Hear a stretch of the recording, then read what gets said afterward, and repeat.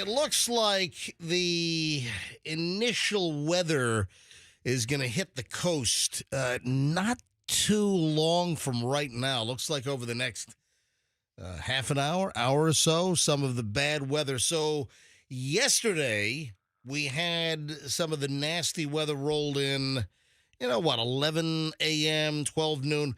Fester and I, we were at the sandwich shop. Yeah, Brocados. And we saw the rain come in at, what was that, about noon maybe? A little bit before. 11:45. Yeah.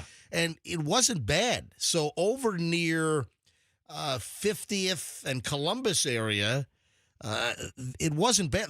We had rain, but the weather wasn't bad. But then you saw other parts of the Tampa Bay area, and, there was a little bit of damage. It didn't seem like any damage was widespread, but, a couple of roof issues in a couple of places. But today, it could actually be a little worse than yesterday. Do we have a tornado watch going on right now? Just about to mention that, home slice. According to that thing behind you, yeah. Okay, I don't know. I'm not looking at the thing that's behind me. Yeah, it's behind him. It's over his shoulder. Yeah, look at it. Yeah, we got a little we got a little digital message board scroller, and yes, the National Weather Service has issued a tornado watch. So as I've discussed, the bad weather is set to hit over the next hour or so on the coastal areas, and then it'll move inland. But we do have a tornado watch, which is for Hillsborough, Pasco, Pinellas, Polk, coastal waters, including Tampa Bay. And what do they say? Like, from Tarpon Springs, 20 nautical miles out, whatever. If you're 21 nautical miles out, no issue. You're fine. Yep, but 20 nautical miles out, whoop, big tornado watch. All right, bottom line is that we're going to have weather on the way in. It's going to affect a little bit of the morning drive. It's going to be a little spotty, too. It's not like the giant blob that's going to envelop the entire area all at once. Looks like you got these scattered lines that are going to make their way in. I mean, you've got a couple of decent blobs. It looks like it's building over the course of the morning. Yeah, again, but then we've seen giant blobs that just fizzle. I'm in South Tampa, and I'm on Tampa Bay, and in the West Shore area, and I can't tell you how many times over the years that you've seen like giant masses, and it's like, let's say over Pinellas Park, or it's over, near where we are here at 4th and Gandy, and you're watching the radar, and I've got, the Radar Scope app, which I really like, and I'm looking at this thing. It's, oh, my God, look at this giant blob of reds and oranges, and, ooh, there could be a little purple in there, little purple nurple in there, and, it's coming our way, and then it fizzles out. So that does happen. However, you do have, you've got some scattered early, but then a little later. And I don't know if that's going to be more like 8 o'clock, 9 o'clock, maybe 10 o'clock. You do have some larger blobs of the darker colors on the radar. The reds and the oranges are your heavier rains versus the yellows and the greens. But initially it looks like it's a smaller, thinner line, but then behind it, the blob gets bigger.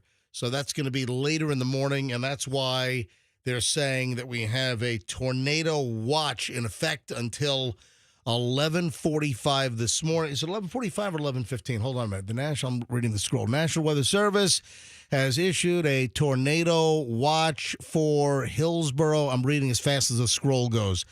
Pinellas, Polk, coastal waters from Englewood to Tarpon Springs, out 20 nautical miles. Manatee, Florida, and Tampa Bay waters, beginning at 2:45 a.m. and ending at 11:15. So it's not 11:45. It ends at 11:15 this morning. How does this little sign know what's going on? Because that gets the EAS alert. That's, There's a lot of technology in this place. I was going to say, who needs weathermen when you have those things? Why? Because the sign that we have that scrolls the weather information. I need one of those in my house. It's psychic. Woo! For real? It's a psychic sign. All right, folks, it is Wednesday. Yes. We are in the middle of the MJ Morning Show $40,000 money heist. 4 people this morning on this Wednesday 4 people this morning, starting this hour. It is now 6:06 in the morning. During this 6 o'clock hour, another $1,000 winner. It could be you. We'll tell you when to call in. You just got to know who won last. That would be in the 9 o'clock hour yesterday, the final hour of the MJ Morning Show. So, $1,000 in the 6 o'clock hour, which is right now. There's 54 minutes left in the 6 o'clock hour, and we'll give away $1,000. Then another $1,000 in the 7, another $1,000 in the 8, and another $1,000 in the 9 o'clock hour. $4,000 a day. Every day this week means $20,000 cash that we're giving away to MJ Morning Show listeners. This is local. This is all MJ Morning Show listeners. If you notice, we put every winner on the air. So you hear exactly their voice, their name, where they're calling from, where in the Tampa Bay area. So will you be one of the $1,000 winners this morning? And then we'll do it again tomorrow. Then we'll do it again Friday. And that will be week number 1. All brought to you by Lucan's Wine and Spirits. Thanks to Lucan's for sponsoring this week of the MJ $40,000 money heist. Then next week we do it again. We're doubling the offer. But wait. There's more. As Sully, our buddy Anthony Sullivan would say, we're doubling the offer, another $20,000 next week. Every day, every hour, another $1,000. So a total of $40,000. Are you ready? Someone's going to win in just a short amount of time. It is going to be a very busy Wednesday. Oh, my God. If this holds, Fester, I've got the deal of a freaking lifetime we got to get into later this morning. Right now, the bid is at $801 for everything. All right. You don't know what this is. No, I have no idea, but I'm into it. You have no idea. Look at his face. He's very interested. I'm into it. Dude, Let's go. All right, let me tell you right now. There is an auction that's occurring. This is tied to some major news events this week. There's an auction, and right now the bid for everything is $801. The auction ends tomorrow on the 16th. This is crazy. All right, I'll explain it all coming up. Hey, the listener that came out to meet us at Bricado Sandwich Shop, yes. Can you text her? Don't use her name. A listener showed up. Hang on. It's a crazy story. Numerous listeners showed up. I met numerous people at Bricado's yesterday, the sandwich shop. That's a whole story in itself, why Fester and I went. But do me a favor, text her and see if she'll come on this morning and tell our listeners everything that she told us. Everything? Everything. Do we have enough time in the day? Everything, all right? How long were you guys there? Well, 45 minutes. All right, but listen. Tell her we won't use her first name because I don't know. I don't know if she wants us to use her first name. It's a lot of information. But let's see if she'll come on, tell the story anonymously. All right? Folks, I'm telling you right now, this is going to be a very interesting show today on a Wednesday. Money's on the way. Hold on. Back in minutes. Just getting rolling. It is the MJ Morning Show, Q105 609. Pat's got traffic.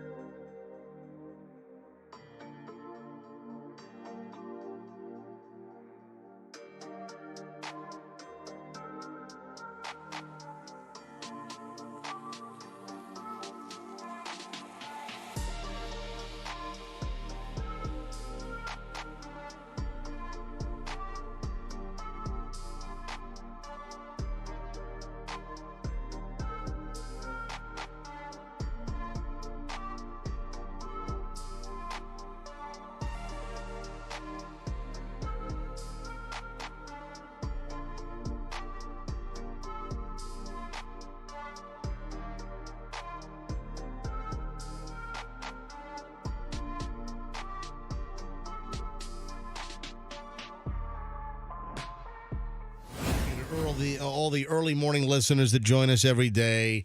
If you're part of the early morning polar bear club here, you ever hear of the polar bear club, guys? Yeah, the guys who jump into the frigid lake. Yeah, it was early. Everybody does that now with their cold tub thing. Yeah, the whole cold ice tub and all that crap. All right, it is the MJ Morning Show. This is Q105. I said polar bear because when I went to summer camp when I was a little kid, my parents shipped me off for the whole summer, not like a day camp. No, my parents shipped me off beginning at 7. I was 7 years old.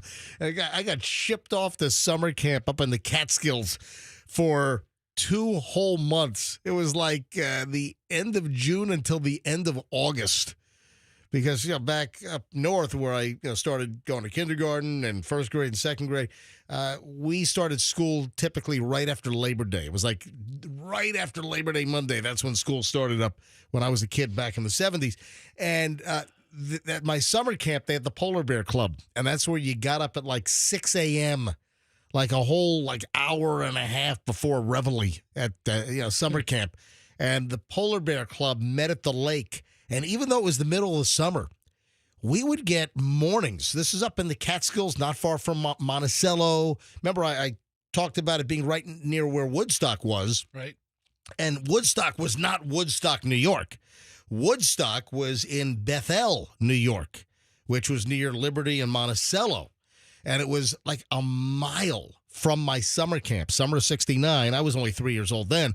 But my relatives, like my uncle and other relatives, were at that camp during Woodstock, and it was crazy. I mean, you saw how many people got pulled into Woodstock. It was hundreds of thousands of people. It was crazy up there.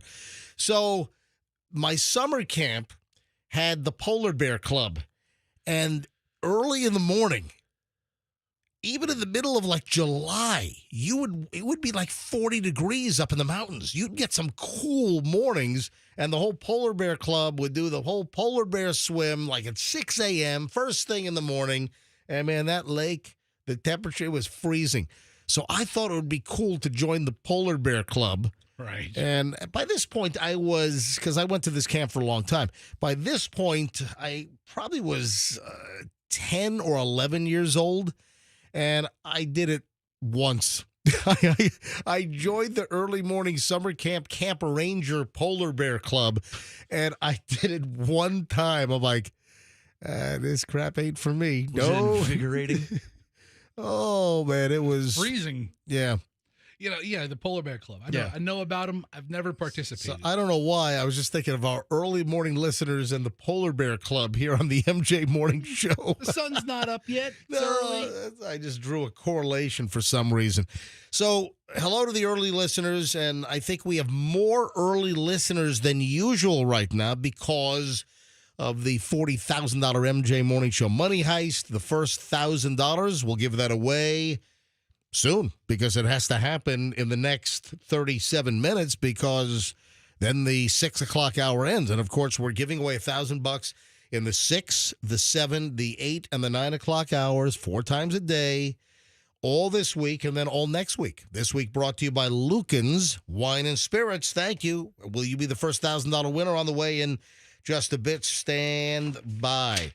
I love these lists. Oh, which Florida beaches should you visit this year? What? Because last year's really good beach list sucks this year, right? It's expired. It's all expired. Yeah, it's no good anymore. The beach was good last year, but this year, it just sucks. These lists, these clickbait stories, we've talked about this on numerous occasions, like the 100 best beaches in the world. And then you have a beach that makes the list last year, but then doesn't make the beach this year. What? Oh, sorry. What is that? Hazelwood Valdez Exxon oil tanker guy? Would he come back around and wreck the beach with 3 million gallons of crude? What? Yes, come on. He's riding the Caribbean now. Give me a break. Awesome. Yeah. So the list this is like one of these study finds where a lot of times it's companies, organizations, they enlist or they have an organization do some type of survey and then come up with a list, And it's a way to put out a press release and then get attention and get a whole lot of free press. But I was looking at the latest here about which Florida beaches you should visit this year. It's not just this year. These are Florida beaches that you should, if you love beaches, then these are places that you should always visit because it's not going to be good one year and then blow the next. Would you like to hear the list? Please. Number one, Siesta Key. Okay. All right. When has Siesta Key ever sucked? You know, it hasn't. It's a nice place. Unless it gets hit with a big bout of red tide or something. The best Florida beaches, according to travel experts. All right. Give me a break. Is Fort DeSoto on the list? Well, hang on. Guess what? I'm going to enlighten you. Okay. By the way, these beaches are even going to be great during the tornado watch, which is now in effect when the bad weather comes in here shortly. So you might want to visit during the tornado watch. It's a very, very... Don't venture out too far. All right, I'm kidding. Stay on the land. Yes, we are under a tornado watch this morning because of the bad weather that's rolling in. All right, so Siesta Key is number one, and it talks about the sugar soft quartz sand, okay, beckoning turquoise waters. It beckons you. Lovely. Yeah. Destin is on the list at number 2. You know what ruins Destin? The people, because they're not really Floridians. They're like East Alabamans. Alabamans. Nah, I don't. What makes you say that? Yeah, I don't think that's the case. Oh yeah, there's a different breed of redneck up there. Oh. Number 3 on the list of Florida beaches that you must visit this year: Clearwater Beach. Got to visit Clearwater Beach this year. Last year, it wasn't up to snuff. Yeah. This year, Clearwater Beach is fantastic. See what I'm saying about these lists? It's happening. This is just clickbait crap. I mean, let's see. That was number 3. Number 4, Cocoa Beach. Have you noticed all the billboards that Cocoa Beach is buying in the Tampa Bay area? I don't know if it's still up. I don't know if the flight is still on, but a couple of months ago, they had all these billboards all over the interstate, telling people of Tampa Bay, go to Cocoa Beach. Those were all over the place. You want to talk about another dump of a town? What, Cocoa Beach? Yeah, I mean, they have a beautiful beach, and they have a cool surf shop. Yeah, Ron John. Aside from But that, hold on, isn't there a Ron John now at Clearwater Beach? Yeah, but if you want to go to a Ron John, you go to the Cocoa Beach. That's the original Ron John. Right. But the town itself is a turd. Oh, come on. Yeah. I've been once. Yeah, and I went for a basketball tournament, and the waves are bigger. yeah, I noticed that. The beach is cool. Aside from that, the town is You could terrible. actually surf there, I think. When we did live up in north, I can't remember whether we were in Virginia Beach at this point or whether we were still up in New York, but we were driving back to New York or Virginia after visiting Grandma. It was either Christmas vacation or Easter break. And we came down to Florida during both those holidays. We came down for like a week or two over Christmas and then spring break over the Easter break when I was in grade school. And I think we were going north on I-95, and my dad got a flat tire, kind of a blowout flat tire. Right. Oh, fudge. And I remember that we were right at the Cocoa exit on I-95, and we had to pull off. And it was like it might have been Saturday or Sunday, and we needed a new tire. And Dad's riding on the rim. Oh. So I remember that was the first and only time. I've never been there before. Yeah, I wouldn't say you were exactly there. You were sitting on a flat tire in the middle of the street. I had never. No. We got off the exit because we had to try to find a tire shop to get a new tire. Was your dad happy about that? We didn't have a spare. I can't remember what it was. I think Dad took the spare out. For whatever reason, we didn't have a spare. So that was the first time I was ever in Cocoa Beach. And that was the last time I was ever in Cocoa Beach, was somewhere back in the mid-1970s with a blowout tire. All right, number 5 on the list is Amelia Island.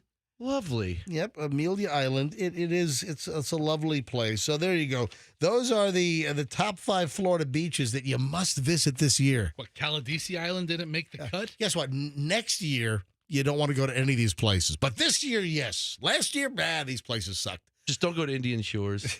Stay away from there. That's where It's too peaceful. That's where Froggy's family beach home is. It's too lovely there. Leave it alone. Anyway, these lists, you hear me. I mock these lists, and a lot of times these are just like research, like polling projects, just to serve as a publicity campaign. So and so company initiated, had this survey or this list built, and it's for clickbait, and it's for promotional purposes, is what it is. So there you go. The 5 beaches here in Florida you got to hit this year. All right, 6:31 at the MJ Morning Show here on Q105. I've got a really good pile of early morons in the news next. And we're also right in that target zone of giving away the first $1,000. Pretty sure it's going to happen in minutes here on the MJ Morning Show on Q105. So you want to stand by. When you're thinking luxury automobiles, on your list absolutely is Porsche.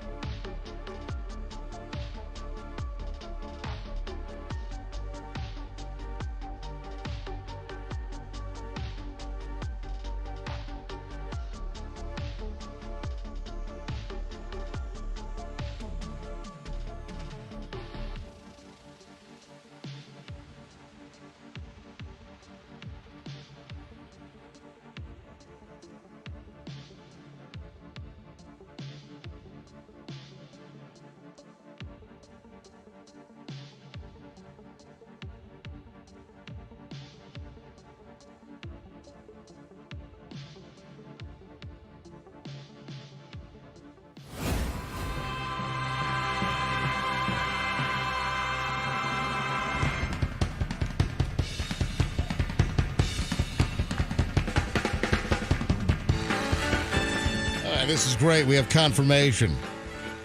The fascinating regular listener who met us at Brocato's Sandwich Shop in Tampa yesterday, where I had never been up until yesterday. They were in the news because of Chapter 11 bankruptcy filing, and I said, you know what, I feel bad. I've never been to Brocato's in the 30 years I've been in the Tampa Bay area. Went yesterday, and one of our listeners showed up to meet us, and she's kind of a regular caller. And Froggy, you were not there. Fester was. It was Fester and me. And this listener, I'm not going to mention her name because her story is just crazy. And I want to keep her anonymous. I don't want her to get in trouble at work and, where she works now. Anyway, Froggy, you got to hear this story. I was riveted. It was lunch at a show. I mean, it was must-see TV. All right, so she's going to join us at 7:35 or so. Yes. And I'm going to ask her to lay out her story one more time. I'm not even sure where to start. Yeah. You guys had like a lunch, like a Yakov's dinner lunch or lunch show? I had to give her the bring it down, shh. She was loud. Well, and then there was a table of elderly people behind us. She is a top of her lungs talker. Oh yeah.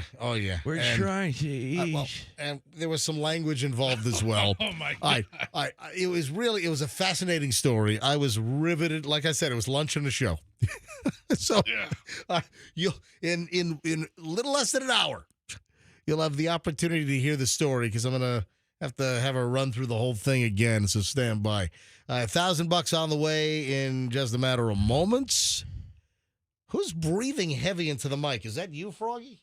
Yeah, I'm trying to just breathe through my nose. It's hard. I'm practicing. Why? I'm a mouth breather, and I get a dry mouth. I'm a mouth breather. I'm a little stuffed up. All right, so early morons of the news. Hey, here's a dad of the year. Yeah, the Polk County Sheriff's Office and Grady Judd, the sheriff, revealed that a guy was caught on camera threatening to shoot another driver at a red light while his 1-year-old kid was buckled up in the car. Nothing like a gun-producing road rage incident when you have your 1-year-old child in the vehicle, huh? I don't know. That's probably when you're most protective. So according to Sheriff Judd, David Lorenzo was tailgating another car. And that driver told deputies she thought that she was maybe going too slow. So the other driver, the man, pulled around her and then just sped off. Then they meet again at the next traffic light, the next red light. And that's when they get into an argument. And according to Sheriff Judd, the victim said, you really shouldn't be driving like a maniac with a kid in the car. Well, guess what?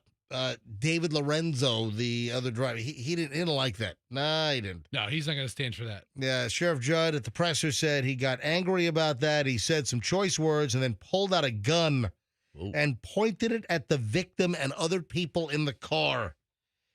Well, this guy was arrested. Looking at the mugshot of David Lorenzo from the fine photographers at the Polk County Jail at intake. Looks like a fine young man, just very misunderstood. Yeah. What are you thinking? And then he said, apparently, I'll shoot you. What a creep. He screamed and said, I will shoot you. So one of the people in the car started rolling video because everybody has a camera phone. Everyone has video capability and picture taking ability on their phone. So the victims start rolling video, and they get this guy Lorenzo on video saying, I will shoot you. Boy, if he can hire a lawyer to get him off of this case, that'd be the best lawyer ever. There's video. What a mess. Yeah, this is some pretty serious evidence. Hey, there's another road rage incident we'll get into later on here on the MJ Morning Show. Stand by. Hey, speaking of police interaction, this is another crazy story. I've had this for a couple of days. I just didn't get around to it because sometimes we're so laden with morons. All right, I'll get you this in a second. First, let's give away the cash. Let's fire up the phones right now. How'd you like to grab the first $1,000 this morning? Let's go with caller number, how about some Heinz 57? That's an underrated condiment. Yeah, it is. I like Heinz 57. Yeah, nobody knows about that. Yeah, Heinz 57. Let's go with caller 57. Okay, I didn't say nobody knows about it. I just said it's underrated. Yeah, it's underrated. It's in every restaurant in the world. No, it isn't. No, it isn't. It really isn't. Can I give out the phone number, please? Ketchup, We're still mayo, bickering. mustard, barbecue sauce. That's in every restaurant, but not Heinz 57. 800-990-1047. 800-990-1047. Just be caller 57 right now, and you will win the $1,000 if you know the last winner yesterday. So remember, to win right now, you got to know the first name of who won last, and that was the 9 o'clock hour yesterday. So caller 57, 800-990-1047. Andrew is screening calls right now, looking for 57, and as usual, I'll pick up the call live on the air because you will hear every single $1,000 winner this week and every single $1,000 winner next week. These are all MJ Morning Show listeners like you listening right now that are winning these thousands of dollars with the $40,000 MJ Morning Show Money Heist brought to you this week by Lucan's Wine and Spirits. For all of your fine wine and spirits and beer and like High Noon and all the what is the category of those? Those are the seltzers? The hard seltzers. Listen, folks, Lucan's, local company, family operation. So bring your business to Lucan's. I've liked those guys for years and years. All right, so Andrew's looking for 57. All right, so here's another police related incident. You know, when you're a cop, you never know what's going to happen. I mean, every call is some new adventure, right? Florida man bit chunk of deputy's head. Oh, wow. Bit a chunk off of a deputy's head. That's tough. There's not a lot of skin in the scalp area? Yeah, during this attack at a music festival. I mean, these are these... Was he drunk or high? Yeah, or was he out of his mind? Yeah, I'm not opposed to biting in a fight. Well, let me tell you right now. Let's with see. a cop? Well, not with a cop. But biting is always a good move. What are you saying? You never been in a fight. All right, listen. Yeah, I must say. So you wanted to know if something was involved, Yeah, besides drugs or alcohol? Yeah, something. I would Well, imagine. Let me put it this way. It happened at an EDM music festival. Yes. Electronic dance? Yeah, so in EDM, aren't they all like those are like the ravers, right? That stuff? Aren't they all on Molly? Is Molly still a thing? I don't know. I mean, MDMA? Aren't they all like on hallucinogens? I think that's the only way that music sounds good. All right, so Florida guy, of course, arrested, bit a chunk of a deputy's head at an EDM festival. This is up in Holmes County. That's Panhandle, right? I don't know, Holmes. Yeah, I think Holmes boy. Yeah, according to the sheriff's office up there on their Facebook account, a deputy was on foot patrol at the Soul Fest 2024. That's SOL, not SOUL. Music and Arts Festival in Ponce de Leon, Florida, Sunday night when he was approached by James Michael Anderson. Anyway, Anderson, a volunteer at the festival, was allegedly high on multiple drugs, including PCP, LSD, ketamine, mushrooms, and ecstasy. How's that guy alive? What the hell? The guy was on all of that? What drugs aren't he on? So he's acting weird. There was an interaction between the sheriff's deputy and this guy, and this James Anderson has been charged with aggravated battery on a law enforcement officer and resisting arrest with violence. Bit a chunk out of the Holmes County deputy's head during the attack. Why'd they edit the photo? And then because it's all bloody. Then there's a picture of the deputy's head, and there's a chunk, there's a bite mark and hair missing. Wow. There's a bald spot. I mean, what the hell? Talk about taking a bite out of crime. A bite into crime. Into crime. That's better. You gotta Do it again. You gotta give me a minute to get to the actual sound effect. Froggy Caruso here. Yeah. Talk about taking a bite into crime. Thank you. Now clean up this mess. Yeah, that's absolutely Oh, awful. Fester Caruso? Maybe. But- I don't know. but It the- might suck. The drug list that this guy was on is unbelievable. This guy will never get ahead by biting a head. I'm not even pushing the What? button. I'm not. That is Fester Caruso. that's like a ramble. What was that? This guy will never get Hi. ahead by biting a head. He bit the guy's head. Let me grab caller 57. Hi, good morning, MJ Morning Show. Who is this? Hey, this is Griffin. Griffin? Yes, Griffin, where are you calling from this morning? Lakeland. Griffin in Lakeland. Griffin, are you calling for $1,000? Oh, you bet I am. The $40,000 MJ Morning Show Money Heist brought to you by Lucan's Wine and Spirits. Yep, that's certainly what I'm doing. Well, Griffin, you are caller 57. If you can tell me the first name of who won last in the 9 o'clock hour yesterday, you've got the $1,000. Okay, I believe it was pronounced Jamie. The spelling was a little bit different than what we normally have, but it was Jamie.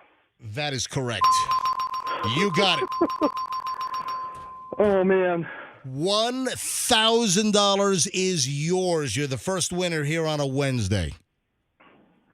Oh, thank you so much. I can't believe it. I've been trying so much. Griffin, $1,000. Will that come in handy for you right now? What's that? Will $1,000 come in handy? Oh, you better believe it. It sure will. Congratulations, Griffin. And all kinds of stuff going on. So, yeah, $1,000. That's amazing. It's going to help out so much. Well, thank you to Lucan's Wine and Spirits bringing you the contest this week, the MJ Money Heist. Griffin, congratulations. And, of course, your name will live on next hour at least because people need to know your name next hour to win in the 7 o'clock hour. All right, hold the phone. Andrew's going to get all your information. Griffin, congratulations. Thank you so much. You rock. You rock, too. We appreciate you listening. Look at that. Even though your name's weird, you rock. His name isn't. What are you saying? I've never known a Griffin. Yeah, isn't like a griffin like a bird? Like a lion bird? A Harry Potter school? Yeah. Listen, Gryffindor. Griffin's a cool name. All Ron right? Weasley was a Gryffindor. All right. Just call me Griff. Six Hey, I'm Griff. What's up? All right. Griff. Stop making fun of his name. Guys, will you just shut up? All right. Sorry, All right, Griff. 6:52 at the MJ Morning Show.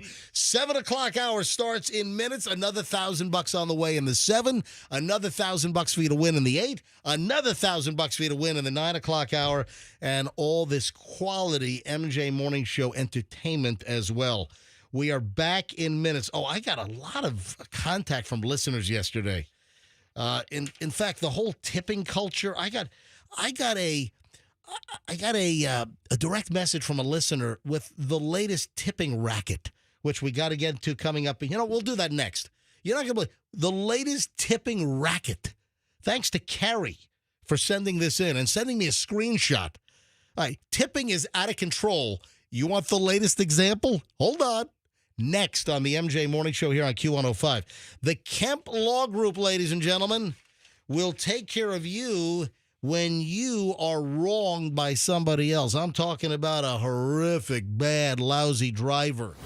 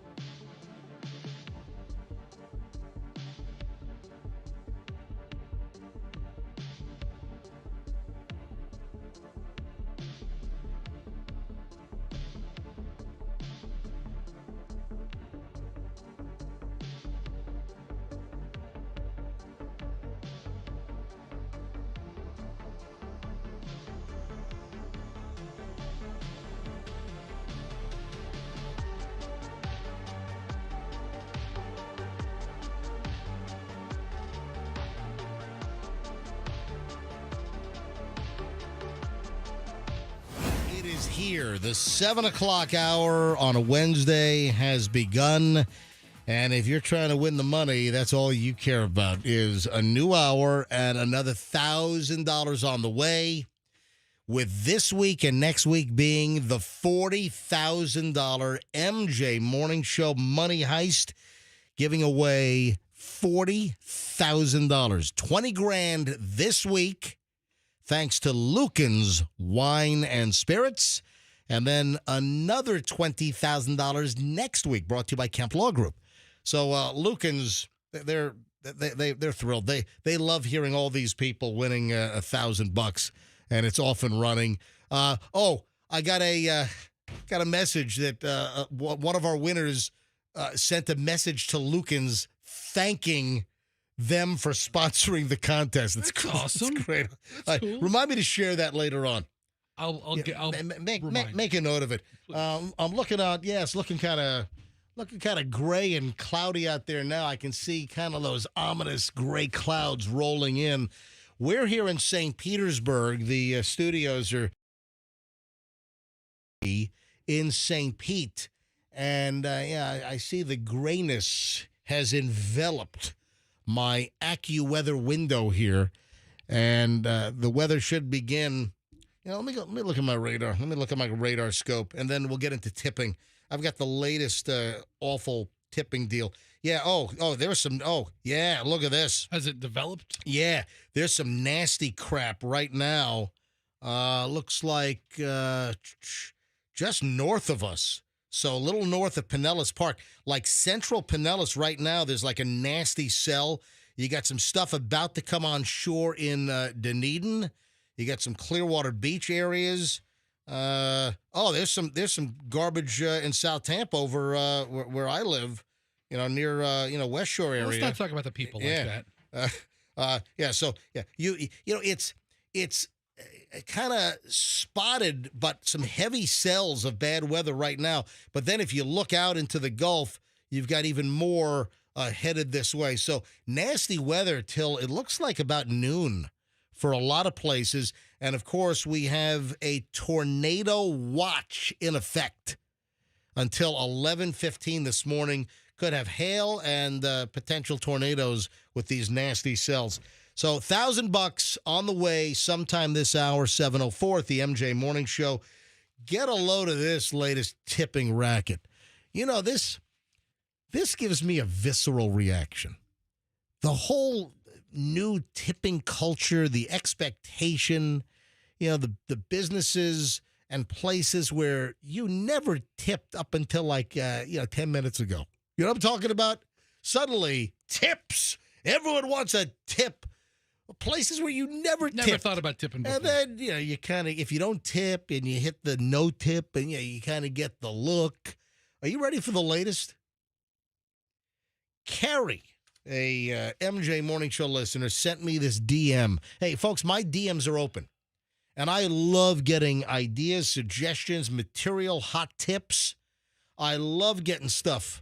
Oh, I just said tips. I expect tips as well. I mean, and that's It's all like- you want. yeah, So it's he like- really just wants just. No, but it's not going to cost you anything. All right. So the tips I'm looking for, not going to cost you a dime. Yeah, the tips I'm looking for, give me good material. If you got any inside information, something you think that we must know, you can DM me. My DMs are open on my Instagram, Certified MJ Radio. That's Certified MJ Radio. If you don't follow me, give me a follow. Check out my feed. I think you'll like it.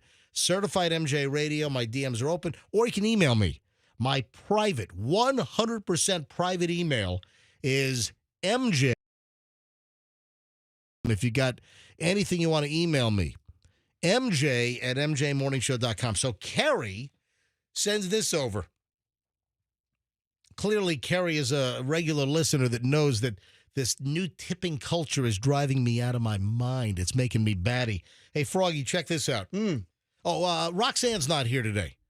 Had we mentioned that yet? Did anyone mention? We have not. Okay, mentioned. yeah, Roxanne is out today because of an amputation yesterday. Yes. It happens. Yeah, it was a tailgate accident on her vehicle. No, I'm kidding. I think her kid is sick or something. What does stay-at-home dad Doug do? Why does Roxanne have to call in sick if isn't Doug around? I'm sure he works, right? Yeah, I don't know what the situation is, but I know Rox is taking a personal day. Well, So all right. Well, listen, I hope her kid gets better. I do. But why couldn't she come in and Doug take care of the sick kid? maybe Anyway. it's like code word for her just being fed up with us for a day. Oh, that could be it. Yeah. Oh, like a mental health day. Right. It's an MJ Fester Froggy mental health day for Roxanne. She should be entitled to several of them every couple of weeks.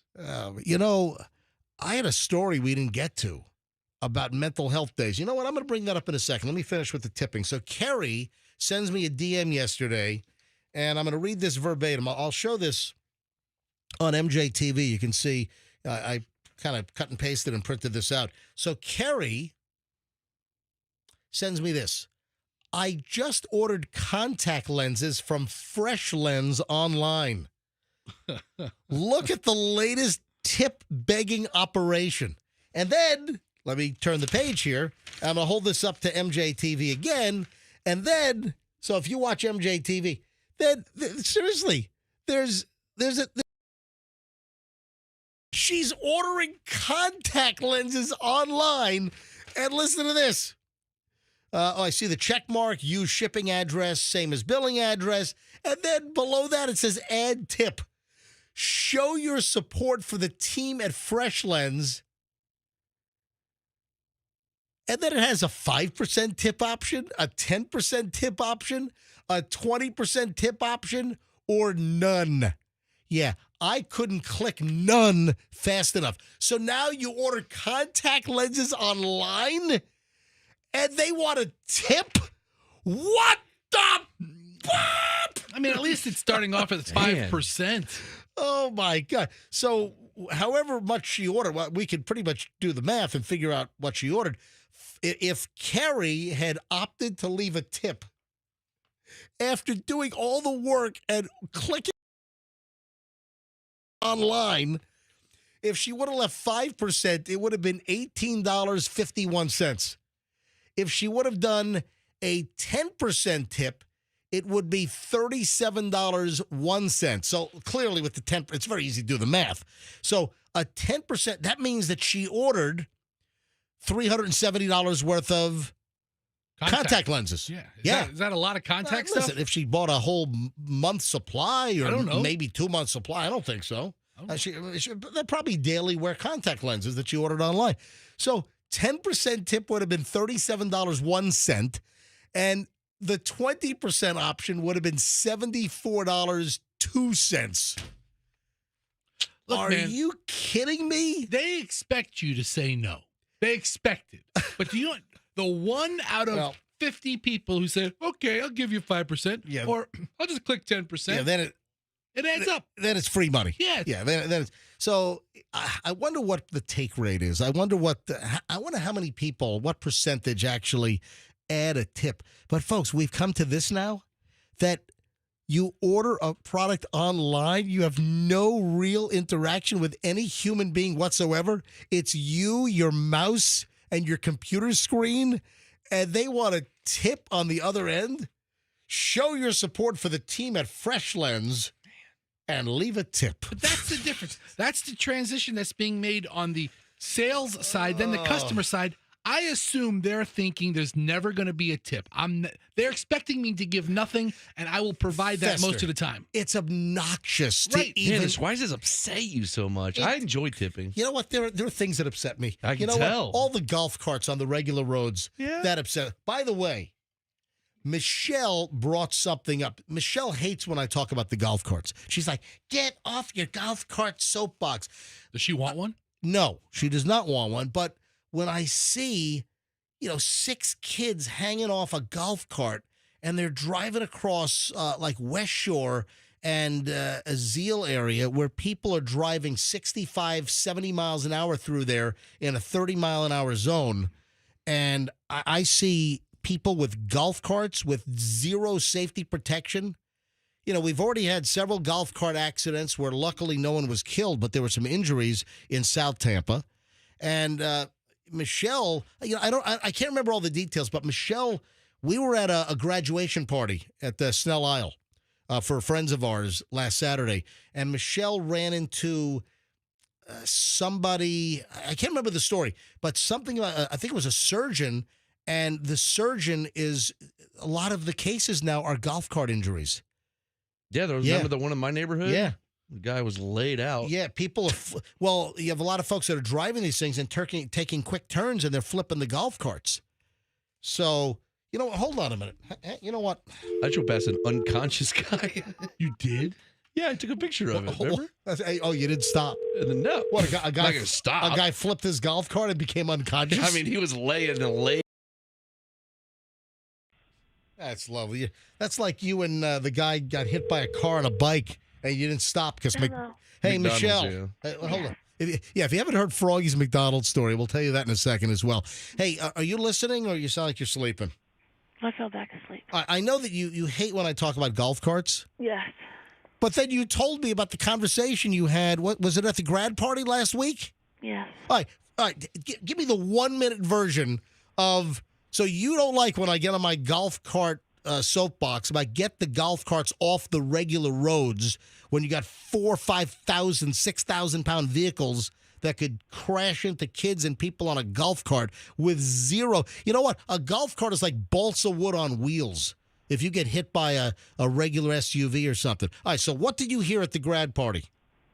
That basically young people who are driving those vehicles don't understand that they're not designed to go as fast as they do, and they whip around and take turns a little too quickly when they're going, at a higher rate of speed, and they end up having accidents, or at least, to some degree getting injured inside the vehicle because it's not designed for the way that they're driving it, and they end up having all kinds of fractures and this friend of ours who's a spine surgeon is always on call on the weekends, and that's what he ends up doing a lot of times is spending the weekend, going in and and treating mostly like teenagers who have been in these types of. So the conversation you just had on Saturday at the grad party, were you speaking? Were you speaking to the surgeon? I was speaking to the wife. Oh, you're speaking to the wife of the surgeon, and she told you that. It just came up like totally organically, like. But she said that a lot of his surgeries lately on weekends are people in golf cart injuries on the regular road. How did this come up completely organically? What lame party people are you? What's your husband up to over the weekend? Oh, let me tell you. Why are you making my wife sound like Linda Richmond? The spines. Right. She's still working? What's going on? And she was just saying, like, let me tell you. Can you let my wife speak? No, I'm gonna be the friend. I'm verklempt. Maybe, think about retiring or, cutting back or whatever. And unfortunately, when he's on call on the weekends, this is what he spends his time doing. And I was like, oh, my gosh. I said, well, don't tell him, Jay. Michelle, we can't retire now. He's making more money than ever with these golf cart accidents. It's the greatest blessing. Golf cart spinal injuries. More for a spine injury on a golf cart than it does for anything else. We bought a summer home in Spain because of these golf carts. No, Portugal's the hot spot. Portugal's the hot spot. Hey, Michelle, let me let you run. $1,000 on the way. Running. All right, goodbye. Bye. Golf carts. Golf carts. Yeah. All right, 7:14, rolling up on 7:15. MJ Morning Show. Got the next $1,000 on the way in minutes. We were starting to talk about mental health days, and we think Roxanne just took a mental health day to get away from us. But seriously, mental health days, I had a whole item on parents and their kids and mental health days. Hang on, we'll get to that next. And folks, I'm going to tell you right now, when we get back, we're going to start an hour and 20 minutes of nonstop MJ. You're going to hear an insane story about. What do you mean? Don't say it like that. Just say you're going to meet somebody new. I want you to meet someone new here on the MJ Morning Show, a listener that came to lunch with us yesterday and then just rolled out her life story, and it is very entertaining. All right? All right, we got a little bit of everything. You got it. She's going to join us. I'm going to keep her anonymous. Yes. All right? Hang on. That's all next here on the MJ Morning Show on Q105. Stand by.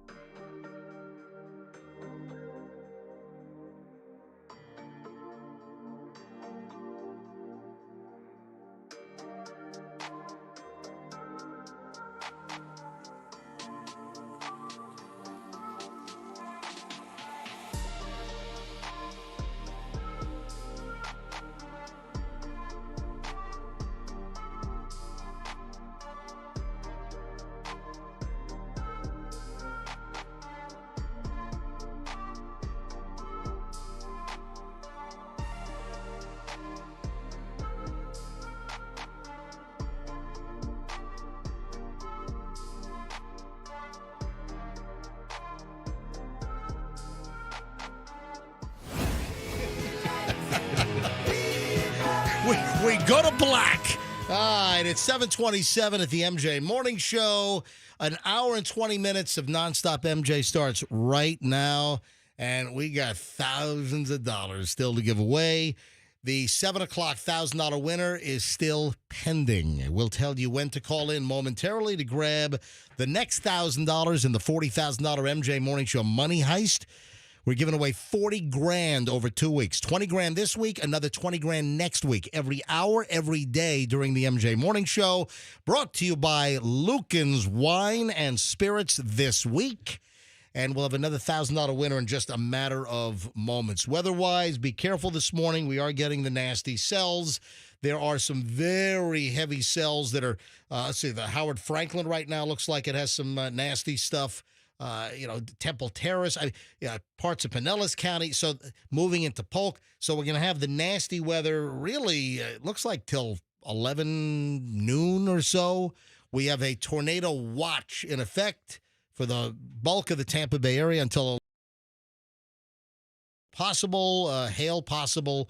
Did you see that some a Chinese restaurant up in Port Richey, the roof was blown off? Is that a joke or something, or really? What kind of joke is there? I don't know. What? It sounds like a setup for a joke. There's no joke. I was watching the news last night, and up in Newport Richey, a roof blew off of Zen Kitchen. I saw Mr. Wang on TV last night. Oh no, he's the chef owner. Poor Wang. Victor Wang. And Mr. Wang, hopefully they'll be back open in a couple of... The place is like brand new. And the roof blew off. So it looked like a tarp almost. I don't know whether they were doing roof work already on the new building. I don't know. But anyway, I'm hoping... And then in Zephyr Hills, there was some damage yesterday. And they're saying today could be worse. So hopefully everyone fares well. And there's not a lot of damage. But the weather's going to be... nasty for the next 4 or 5 hours or so. Did Wang get some pictures? All right, will you stop? Hey, Wang, what's with all the pictures? It's a parking lot. Yes, Caddyshack. Huh? Yes, was there any parking lot damage for Wang to take photos of? Listen, a Caddyshack joke. Reference a 45-year-old movie. Yeah, still very funny. All right, 7:30 at the MJ Morning Show. $1,000.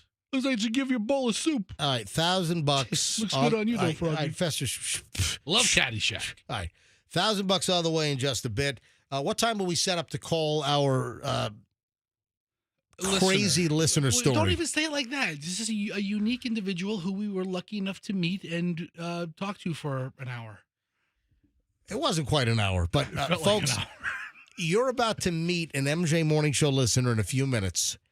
And I'm telling you right now, it was lunch and a show. So I got this amazing story. A listener came, numerous listeners. Yeah. I had 3 or 4 people. I shook hands with numerous people that heard us mention that we were going to go to Brocado Sandwich Shop because they just filed for Chapter 11 bankruptcy. Doesn't mean they're shutting down. They're going to reorganize and try to, somehow expunge some of those debts and then reorganize and stay in business. But I hadn't been to Brocado Sandwich Shop, which is a Tampa Bay institution for decades and decades. And I'd never been. They invited me. They even sent me like a gift certificate years ago, and I feel bad. It just hadn't been in my travels, near Columbus and 50th, and went yesterday for lunch with Fester, and several listeners came out. It wasn't an official, hey, we just kind of mentioned that we were going to be there. And everybody was super cool. And listeners just kind of came out. And then this amazing story that a listener told us while we were munching down on the Cubans and the deviled crabs and the stuffed potatoes. So hold on, we'll get to that here in just a moment. First, though, I mentioned mental health days, and I don't want to get too far away. So Roxanne's not here today. Apparently, text this morning about a sick kid, and we were wondering if she really is a sick kid or she just needs a break from me and Fester and Froggy, like a mental health day. But I had seen a story, and I think I mentioned this. We might have teased it. I don't think I got around to it, that parents are allowing their kids to have mental health days from school. Really? Come on. I mean, You know what? I'll tell you. do we have to pamper? Do we have to coddle our kids so much? Come on, suck it up. No one was ever talking. When I was in school, no one ever was ever talking about a mental health day. You probably could have used one. Oh, get out of here. You know what? Come on. When you stayed home from grade school all the time, or if you ever stayed home, were you actually sick or did you ever like fake it? Yeah, sometimes you fake it. You Yeah, know. that's a mental health day. MJ, here's the deal. I asked my daughter how school was, and sometimes, not every time, but sometimes her answer was really stressful. And I'm like, really? Your kid is 12. Right. What is My stressful? kids always just go, yeah, it's fine. But so What is stressful in your kid's life at 12 years old? Then I have to ask, and she unloads what happens in her day, and what's stressful to her and what would not be stressful to me are two different things. Stress is what you perceive as stressful. The school's way harder now, Yeah, too. I think my daughter could use a mental health day every 2 weeks. Hey, is your wife driving the kids to school right now? Yes. Well, I hope she doesn't have that sudden Tesla acceleration syndrome. Ooh. Yeah, I've got. Is it the braking or accelerating? No, I'm sorry. I'm not. Correction. Thank you. My mistake. Because that thing doesn't need any help Dude, accelerating. Are you? Fester is wiping sweat from his face. You're just It's not like sitting. it's cool in here. It's not. This studio sucks, and the air conditioning. Well, it doesn't blow. And it doesn't come on till 8. Here's the thing, it's humid outside right now because of the rain. It's hot and nasty in Yeah. our studio. It's awful. Working conditions are awful. It's like we're broadcasting in the tropics. But I'm not dripping sweat like I've got a toupee on and it's dripping down my forehead, Well, you know? Okay. I'm carrying a side of beef more than you are. Well, I think a couple sides. I think a couple of cows more. All right. So, That's true. yeah. So, So, the Tesla. it's braking. There's like a whole Tesla braking problem where it's just suddenly spontaneously braking, and one of the models affected is your wife's Model Y. There's only 4 models. So, I would assume I'm one of the ones affected. All right, now hang on. We'll get to that in just a bit. First, though, mental health days. I'm sorry. Yes, I'm letting my kids stay home from school today for a mental health day. Dude, school is a really emotional place now. I mean, it's different than it was before. Different terms are used now. Isn't your kid bad, though? Like, really loud and disruptive? Yeah, terribly disruptive. Hold on. Which one, the son or the daughter? The daughter. No, she's like you. There's a mini you. She's a show. She's a walking show. Listen, she doesn't hold her tongue. Yeah. She doesn't That's take good. any That's bleat good. from anybody. That's good. Very outward going. Listen, A sparkling light. I tell her, I said, more like a stick of dynamite. No, but your daughter is very precocious. Very, she gets worked up over school. I say, hey, you know what the good news is? In 3 years, you'll never remember any of these people. Don't worry about it. All right. Let's get to the listener story. And then, Fester, you just wipe sweat again. God, can he do anything? Yeah, it's going to, for different needs, I wipe different parts of my body at different times. All And right. right now, it's my All right. forehead that needs the attention. I see that. Ugh. Gross. We have an auction that is on right now. This ties into a story that we talked about. I'm fascinated with. Many of you have been to this place. Many of our listeners have been. There is an auction that ends tomorrow, and you're not going to believe what you can get and where the high bid is now for this auction.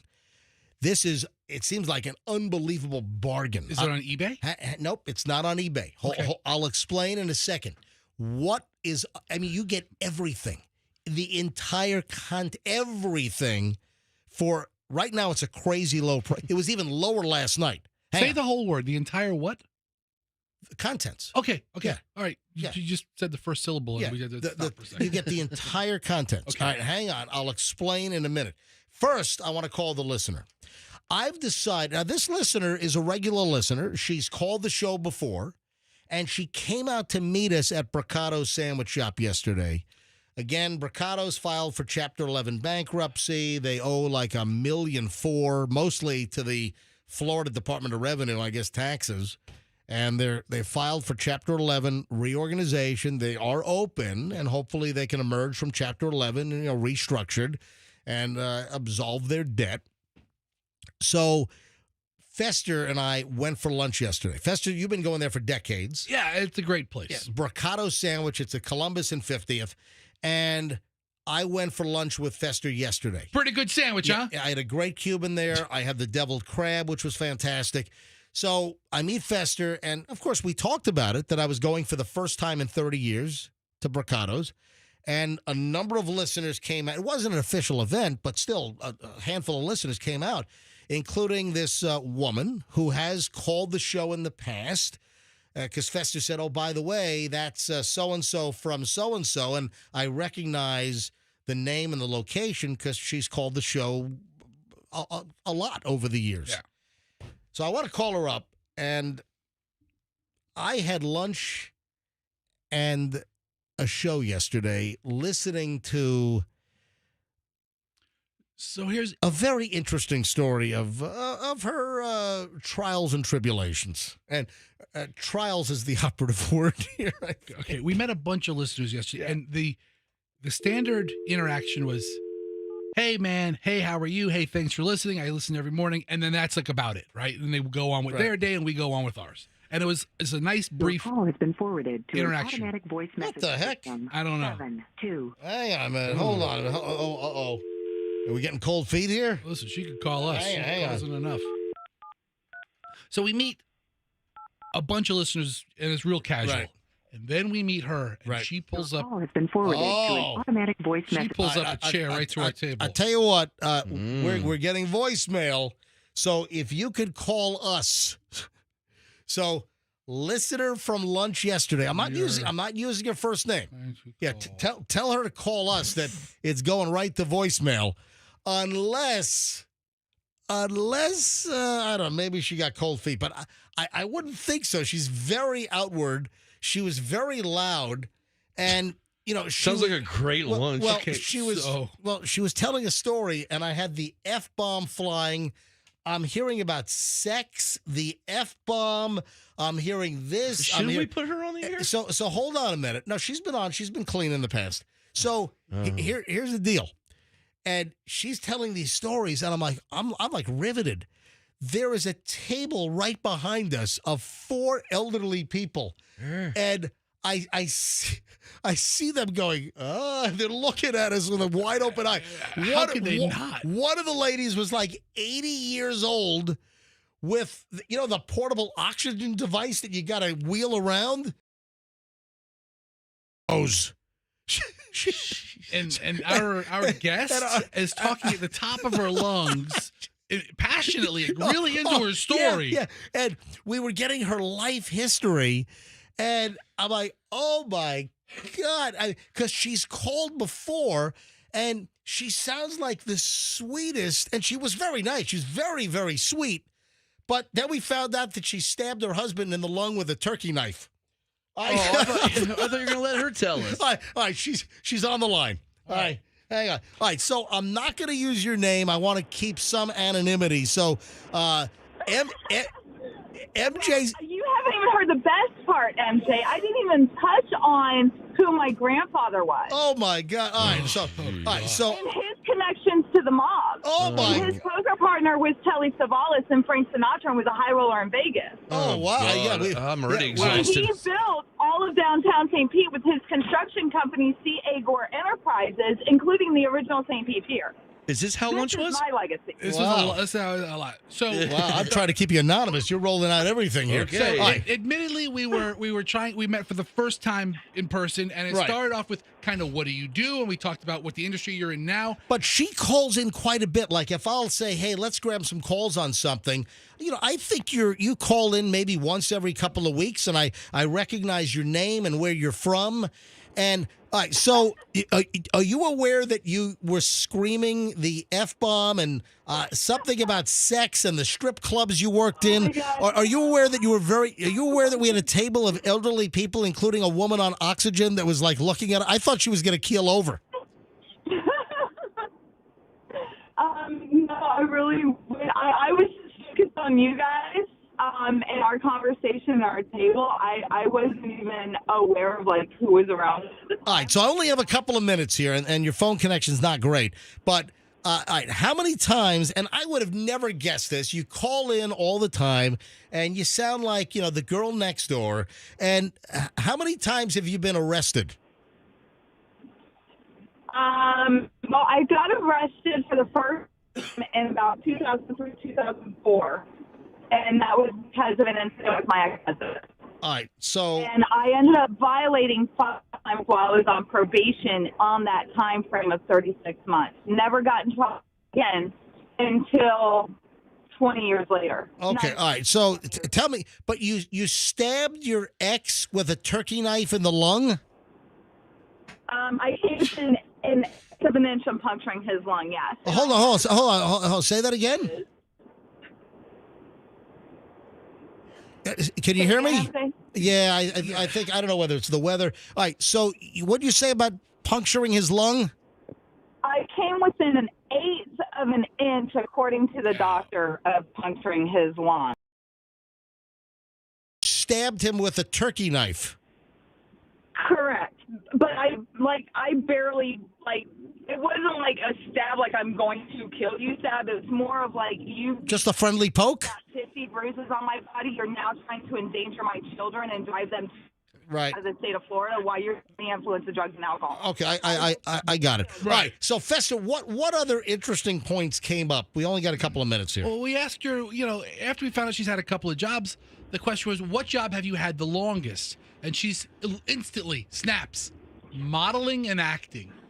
And then she tells us that she was Gina Gershon's stunt double in the movie Showgirls at age 15. So wait a minute, you were 15. Wait a minute, you were 15 years old, and you were a stunt double for Gina Gershon in the movie Showgirls. I was underage at the time. Actually found me having lunch on the drive with my mother and her boyfriend at the time, who was the chairman of the board of the university she worked for. He thought I was actually Gina and was yelling at me, thinking that I was on set. And he said, well, she needs a stunt double to slide down a flight of stairs. Can you do it? And I said, sure. Wait a minute. All right, so you're in the movie Showgirl. Well, that was kind of a box office bomb, wasn't it? Wasn't that Demi Moore? No. Showgirls. What was the name of the? Who was the main actress, and it kind of ruined her career? What was her name? Saved by the Bell, Elizabeth Berkley, Gina Gershon's the dark-haired one that I resemble, that was pushed down the stairs. They ended up in the hospital to make Elizabeth Berkley the star. Gotcha.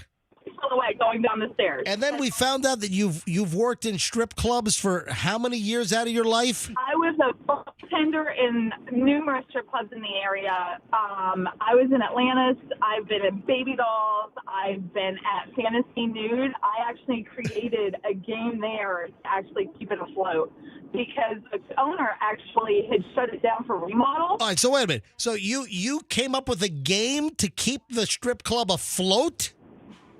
Yeah, he couldn't even, he had it closed up and said it was closed for remodel. Well, he couldn't actually physically pay for the licensing renewal to keep it open.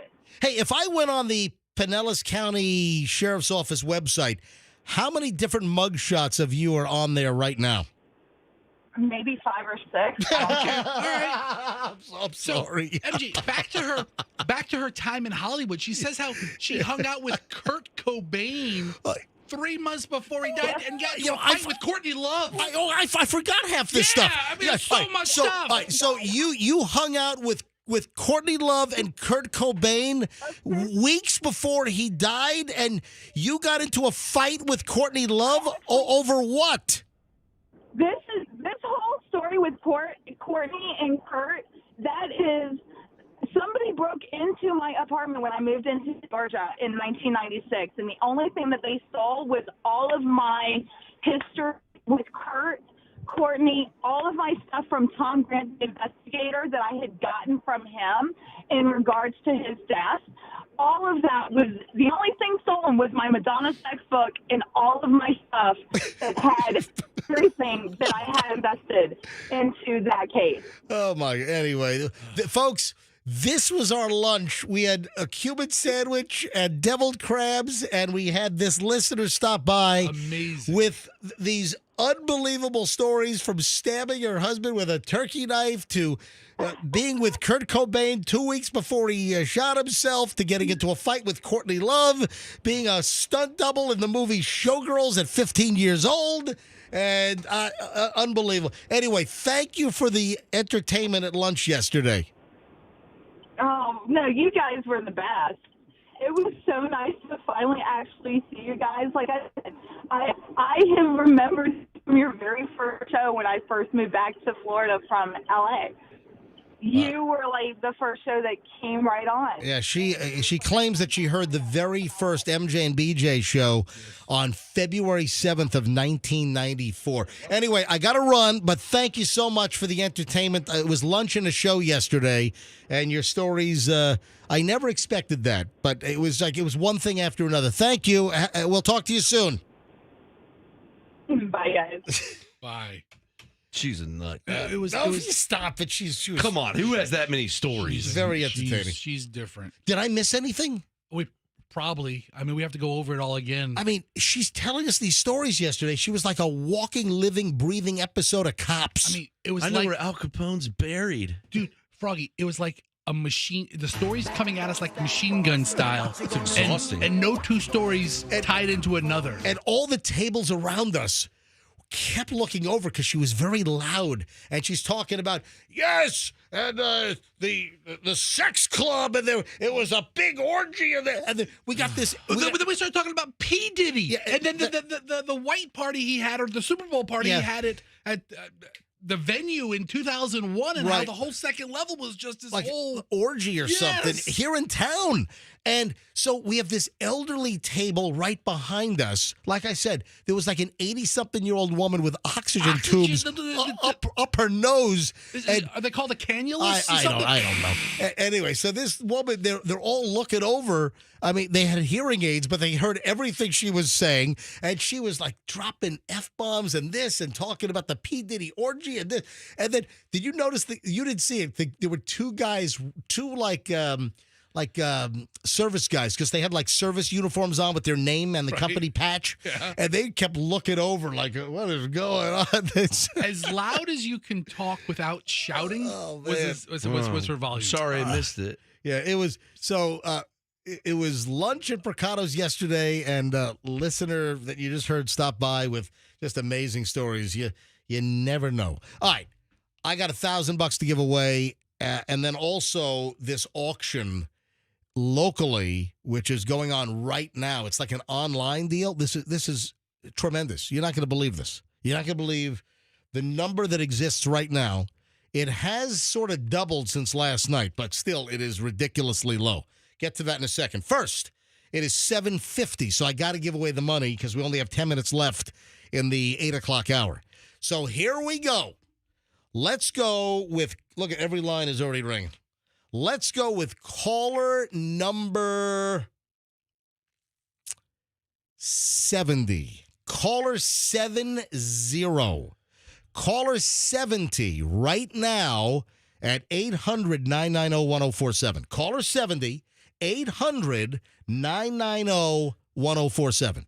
If you're the 70th caller at 800-990-1047, you will win $1,000 cash in the $40,000 MJ Morning Show Money Heist, brought to you by Lucan's Wine and Spirits. Lucan's, locations all over the Tampa Bay area. When you need great wine, you need great spirits and liquor, beer, remember Lucan's, family-run, local business. Lucan's bringing you the Money Heist this week. So caller 70 right now. Good luck. We'll grab caller 70 live here in just a couple of minutes. Now, I saw this last night. It looks ridiculous. I'm sorry. I'm a dog lover. I love dogs. I'm sure I would love this dog, but still, it doesn't change the fact that this dog looks ridiculous. You know what I'm talking about? No, I don't. The Westminster Dog Show winner last night. I didn't even know that was on. I thought that was Thanksgiving. No. What's the one that comes on after the parade every year? Sage. Sage, the miniature poodle, won Best in Show at the 2024 Westminster Kennel Dog Show. Boo! Should have been a bar. And a French bulldog. I'm sorry. This dog looks ridiculous. Oh, it's like super poofy. It's the poofiest, most ridiculous, over the top, ostentatious, trimmed up, manicured poor dog poodle with like the black poodle fur balls at the base of all four legs, the poofy tail. It has. And this is the best in show? That was best in show. Do you think the dog likes that? I don't know. I mean, the dog is probably saying, you know what? I wish I had rabies so I can bite you for making me look like this. Did you know? So the dog's name is Sage. Sage, yeah. Sage won best in show. And I'm sorry, the dog looks freaking ridiculous. So is the announcer like, the next bitch is Sage, the miniature poodle. You know, this bitch will win best in show. All right, does Peterman still do it? I like that bitch right there. We stop. That's what it is. All right, we get it. It's a horrible joke. It's not a joke. Who's making a joke? That's the I used to definition say when I was of the word. 8 years old, No, look, the dog's a bitch. A female dog. We get it that a female dog is called a bitch. Yeah, we get it. We get it. All right, See, all right. See, Froggy being a bitch that's derogatory, but this bitch being a bitch is. You're really wearing on me lately. Yeah. Shut it, get out of here. Yeah, Go smoke. I agree. Go take a smoke break. Are you ready? Bitch. I'm talking about the dog. I'm talking about the dog. Dog, not you, Frog. Folks, are you ready for a deal that's unbelievable? Please. There is an auction going on right now. Now, we mentioned 3 locations locally, but only one is listed right now. Have I given you enough hints, Froggy, Fester, as to what I'm talking about? I think I know what it is. What is it? Is it the Red Lobster? It is. So Red Lobster locations, they're closing. I think I heard 87 locations are closing. And they're saying some are being temporarily closed. Listen, if they're liquidating the innards, they're gone, all right? This is we're talking Crazy Eddie, insane. Locally, there are 3 Red Lobsters that are closing. You got the one on Ulmerton in Largo. You've got one up near Bruce B. Downs in New Tampa area, right? Then you've got another one. You got another one on, what was it, like Bush Boulevard or something? Yeah, Bush Boulevard across from Busch Gardens, Bruce B. Down, and the one in Penelska. You're not going to believe what's happening at the Largo Red Lobster right now. This could be the deal of a lifetime. All right. First, though, let me grab at 7:55. Let me grab caller number 70, and it would be this line right here, line 4. Good morning. This is the MJ Morning Show. Can I help you? Oh, my goodness. I can't believe I got through. Unreal. Oh, thank God you've answered. Who is this? What's your name? Manny. Manny, where are you calling from? Zephyr Hills. Manny in Zephyr Hills. Manny, why are you calling the MJ Morning Show right now? Hopefully to win $1,000. Manny, you are the correct caller. Manny, can you tell me who won the $1,000 last hour? Griffin. That is correct. You win $1,000 right now. Unbelievable. I can't believe it. Manny, what do you do for a living? God. I work for Advent Health from home. Oh, that's fantastic. Oh, Manny, so you're a regular MJ Morning Show listener. You just grabbed $1,000. Hey, I need you to say a very special thank you to Lucan's Wine and Spirits. Oh, thank you to Lucan's. Definitely, for sure. Yep. Thank you. Yeah, they're making it possible this week with the $40,000 MJ Morning Show Money Heist. So you've been trying, I would imagine, since 6 a.m. on Monday? Oh, my God. Oh, absolutely. All right. Absolutely. So you're now the winner. So we're up to $10,000 now. So we still have another $10,000 to give away this week. So another $1,000 next hour in the 8 o'clock hour. So you got to know who just won and be the right caller next hour. And then we'll have another $1,000 in the 9 o'clock hour. And then we'll do it all again tomorrow, Thursday, then all again on Friday. And then it starts all next week. So this week is brought to you by Lucan's Wine and Spirits. And the next week brought to you by Kemp Law Group. Manny, hold the phone. Andrew's going to get all your information so you can get your $1,000 in cash. Thank you for listening to the MJ Morning Show. Thank you, guys. You're the best. All right, thank you. Look at that. Manny's working for Advent Health, probably from home. I guess, what is it, probably phones? I don't know. Yeah, maybe customer service of No, some sort. he's doing surgery. From home. He's doing remote brain surgery. Just pull into my garage and I'll look at your. Yeah, he's operating the what's the robotic the Da Vinci.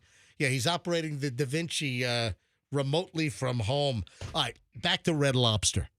You're not going to believe this. Where's the auction? Where can I see it online? All right, so I sent you. Go to your email. I sent you the link. Okay. Go to your email, and I sent you the link. They are liquidating the contents of the Red Lobsters. Now, the 2 Tampa locations are not on the liquidation list yet. The Largo Red Lobster, which is on Ulmerton Road, that is on the liquidation list. There is an online auction. Everything inside, everything. All the chairs, the tables, the silverware, the glassware.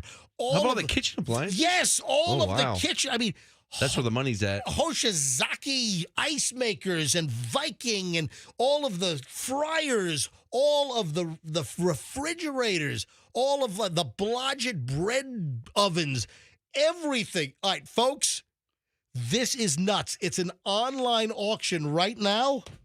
Red Lobster, Largo, Florida. All of the contents. This is the Red Lobster at 10500 East Ulmerton Road in Largo. That's where all the equipment is. The auction ends tomorrow at 3 p.m. Eastern Time. You've got to pick everything up beginning on Friday the 17th from 9 to 3 p.m. Everything in the place. Do you know how much the current bid is? How much? Last night, I found out about this. It was $700 last night. Wait, what? The bid last night was $700. That's like 2 tables. Hi. This morning at 6 a.m. when I came into the studio, I checked it. It was up to $801. I just refreshed a few minutes ago, and it was $1,600. Let me hit refresh again. For all of the contents in the Red Lobster, let's see here. I'm refreshing again.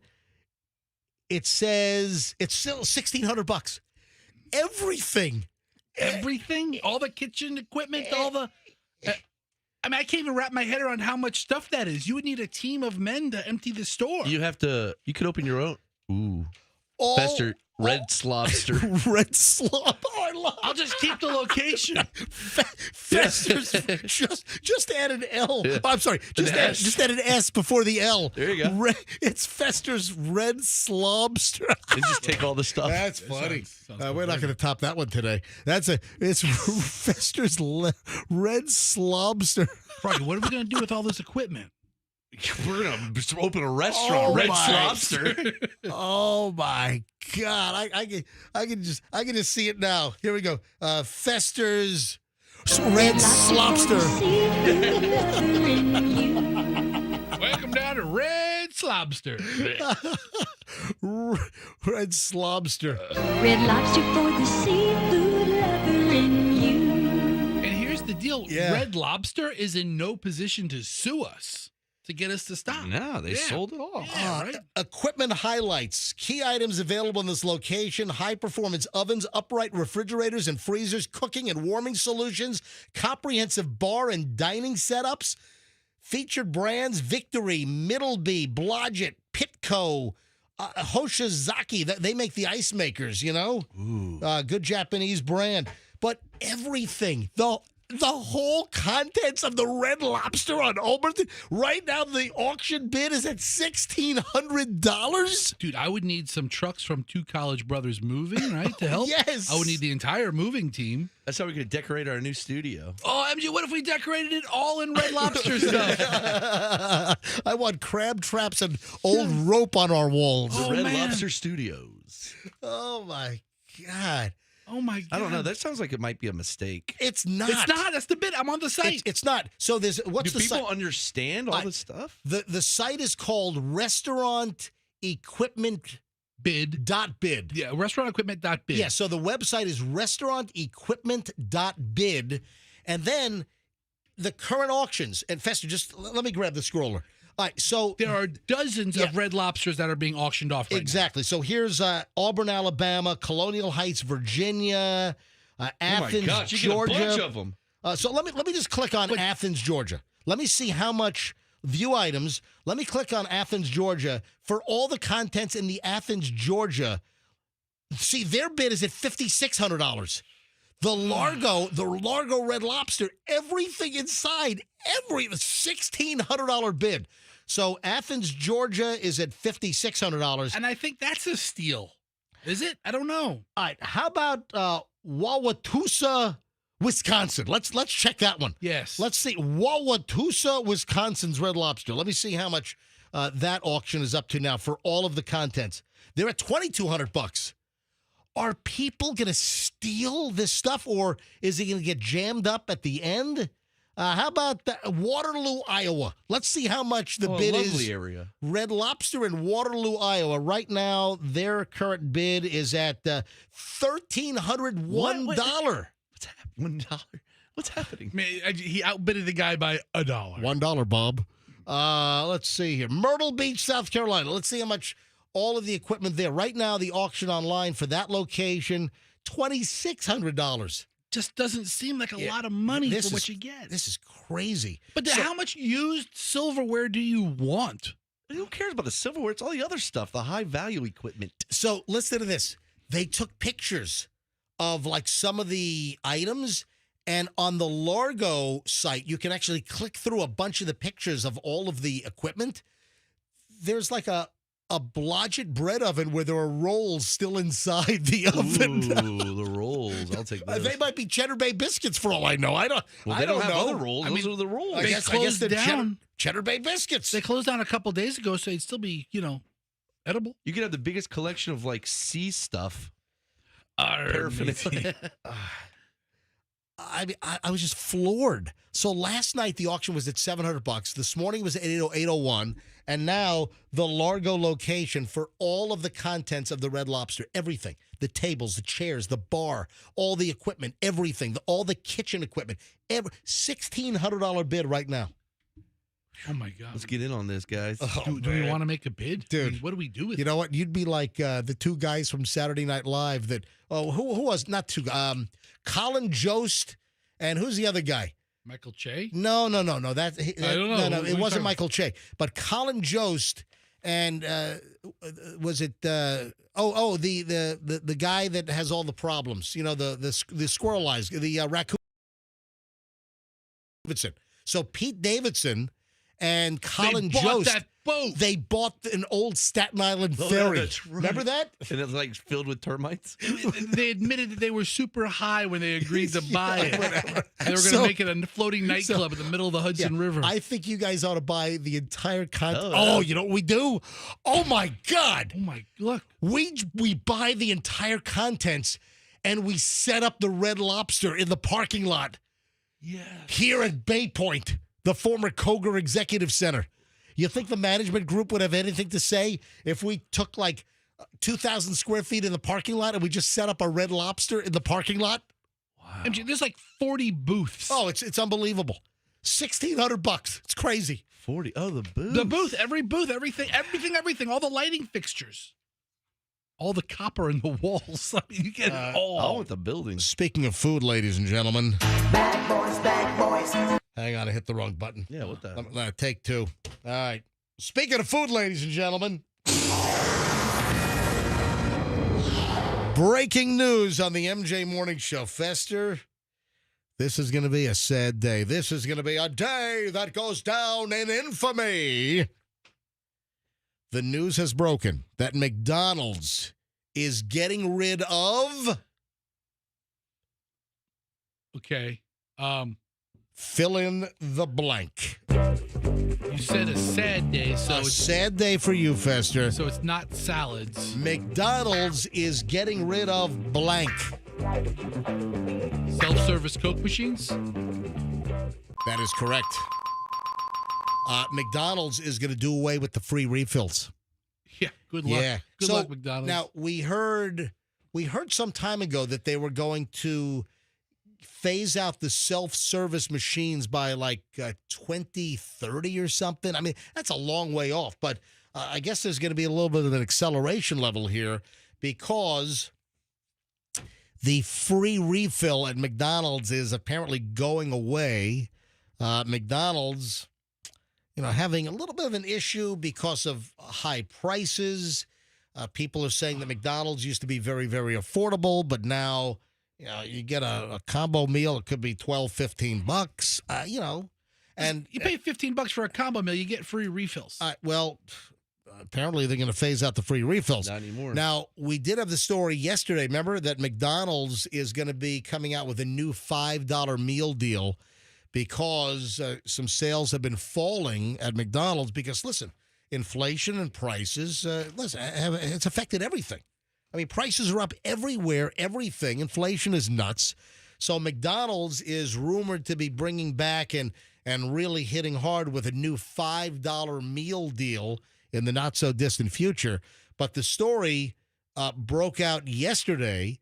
A recent customer in Pittsburgh told Marketplace.org that their location began charging customers for drink re-ups, something once given for free. So this is a customer at a location, a McDonald's spot in Pittsburgh, saying that refills used to be free, and now they're being charged. How do I know this is not some rogue franchisee? Well, the guy wrote on X, "What is the world coming to? My free refills at McDonald's from the soda machine have been canceled." But apparently a company representative told Business Insider, this is last year, that charging for refills would be left to the discretion of the individual restaurant owner-operators.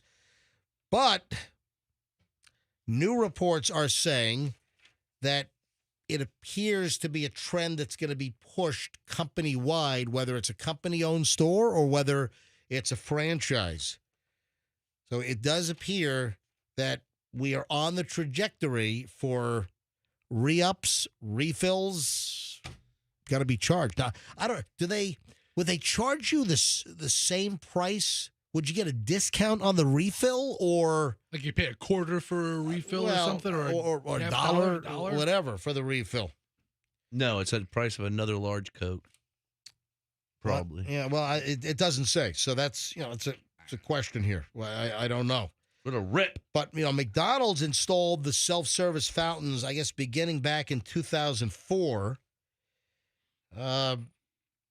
The amount of cleaning and upkeep that's required for these guest-facing dispensers is very significant. That's true. I see people cleaning them all the time. The ice has to be replaced. You have to clean up the mess. You have to pick up the straw fragments. And, listen, people are slobs. Yes. That's what it comes down to. Yeah, but heads up, it's a story out today that the McDonald's free ride for your refill might be coming to an end. Now, let me see if the Red Lobster auction has increased since we've talked about it. Doing a reset here. Red Lobster would owe us a commission if we're the reason that their total jumped up significantly. Yeah, I think so. Hold on a minute. Let me see. It's refreshing. Nope, still at $1,600. Guys, I think you ought to buy it. I mean, come on. Oh yeah, we'll do it. I mean, just one ice maker is probably $5,000. I mean, and you get everything in the Red Lobster. It's crazy. What if we went there and just took out the ice maker and said, "The rest is yours"? Paris Hilton. Oh, hang on a minute. Andrew wants me to grab a call. Andrew, what do you want me to grab here? Hang on a minute. McDonald's call. Let me grab Chris. Hi, Chris. You're on the MJ Morning Show. What can we do for you? Hey, MJ, long-time listener. Thank you. Just wanted to say that I cut McDonald's out of my schedule. It's just out of my, eating out schedule. I'd rather go to a Chili's or a Applebee's or somewhere or wherever. McDonald's has just gotten way too expensive, and with them cutting out the free refills, I think that that's going to drop business enormously. Well, also, listen, it's I don't know if it's imminent here locally. I'm sure that the machines are still there. I haven't heard anything about locally or most McDonald's. It's apparently just in the plan according to the Post, that McDonald's refills are going to go away at some point. They're still there. Listen, McDonald's is an American institution. It's a classic. They know that there are inflationary pressures that have affected a lot of their customer base, and that's why McDonald's apparently is going to be coming out with a new $5 meal deal. Listen, they're facing the same pressures that a lot of places have faced in having to raise prices because prices are going up. I don't want you to totally write McDonald's off. Wait, if it's a little expensive for you these days, just wait. They got the $5 meal deal apparently coming out soon. Yeah, it just seems like their food is just not as fresh as it used to be, and then their all the McDonald's restaurants now are just boring. They've taken the kids stuff out. They don't do anything for the kids now anymore. Hold on, what? The Happy Meals are gone? I mean, not the Happy Meals, Yeah. but like the playground. Oh, okay. It used to be a fun place. Remember the birthday parties at McDonald's when you were a kid? Yeah. They used to have birthday parties. All right, Yeah, all right. The clown. I Easy, got it. Chris. All right, Chris, I listen. mean, you obviously have some axe to grind with Ronald over there. I mean, you're really passionate about this. Yeah, right. Did an employee grab your hair and shove your face into the French fry machine? He's hideous now, all because of the French fry machine accident. I do love their fries. Yeah, Chris, thanks for the call. I appreciate it. Now, listen, I'll come to McDonald's defense. An American original, a classic, and they're having the same pressures that everyone's having, and they realize that, and that's why apparently they're coming out with the deal. Look at the phones. The phones have exploded here. Andrew, do I need to take any more calls here or what? Yes, no? Yeah, okay. Let me move on then. So, Paris Hilton's in trouble. What'd you do? She does not know how to properly install a car seat for her little babies. Oh. Well, big mistake. So she posted, I guess this is a Mother's Day post. Yeah, heading out to brunch or something. So Paris Hilton posted an image of her two kids, her little babies. They look to be how old are they? Like 6 months, 7 months? So I saw a picture of The one with Paris, the big head yeah, is the baby. Paris Hilton's young. son. Is that the young one? Well, Yeah. you got two kids. You got Phoenix is the son. The Phoenix Sun. Yeah. Phoenix Suns. All right. So you got the son is Phoenix, and the daughter is London. Oh, I guess is that her deal? She's her name is Paris. Oh, there you go. So I guess it's a whole city theme thing. Her dog is Bangkok. No, I'm kidding. All right. So Paris Hilton posts a picture of her two kids. One looks like it's like brand new. That's really funny, by the way. What? Bangkok. All right. So one of the kids looks like it's like 6 months, 7 months old. Yeah. And then the other one might be one, maybe less. She released a photo of one of her kids, and Froggy's right. This kid had the head the size of a Phoenix Suns basketball. Oh, you know what? I remember so cute. we talked about that. People were making fun of Paris Hilton's kid's head. That's not funny. Please don't do that. But here's the problem. But it is a big head. Paris Hilton has the two kids in the car, and the car seat is facing the wrong way because you are supposed to have your car seat rear facing. Yeah. Until your kid reaches the age/weight requirement for that particular car seat. And it's all that's listed. There's usually a sticker right on the side. So Paris Hilton has these young kids. I mean, like one appears to be 6, 7 months old.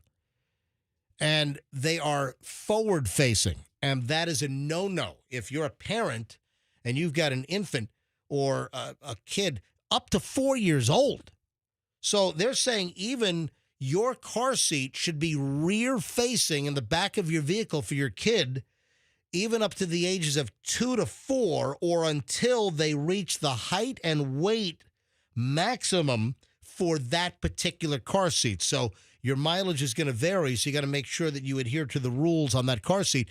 And she's getting hit because both these like infants are facing forward, which according to crash tests and the research and the data in a car wreck, your young kids up until a certain age and height and weight, they do much better in crashes if they're rear facing. And here she is tooling around. This is from TMZ. Paris Hilton's baby car seat setup catches flack over safety concerns.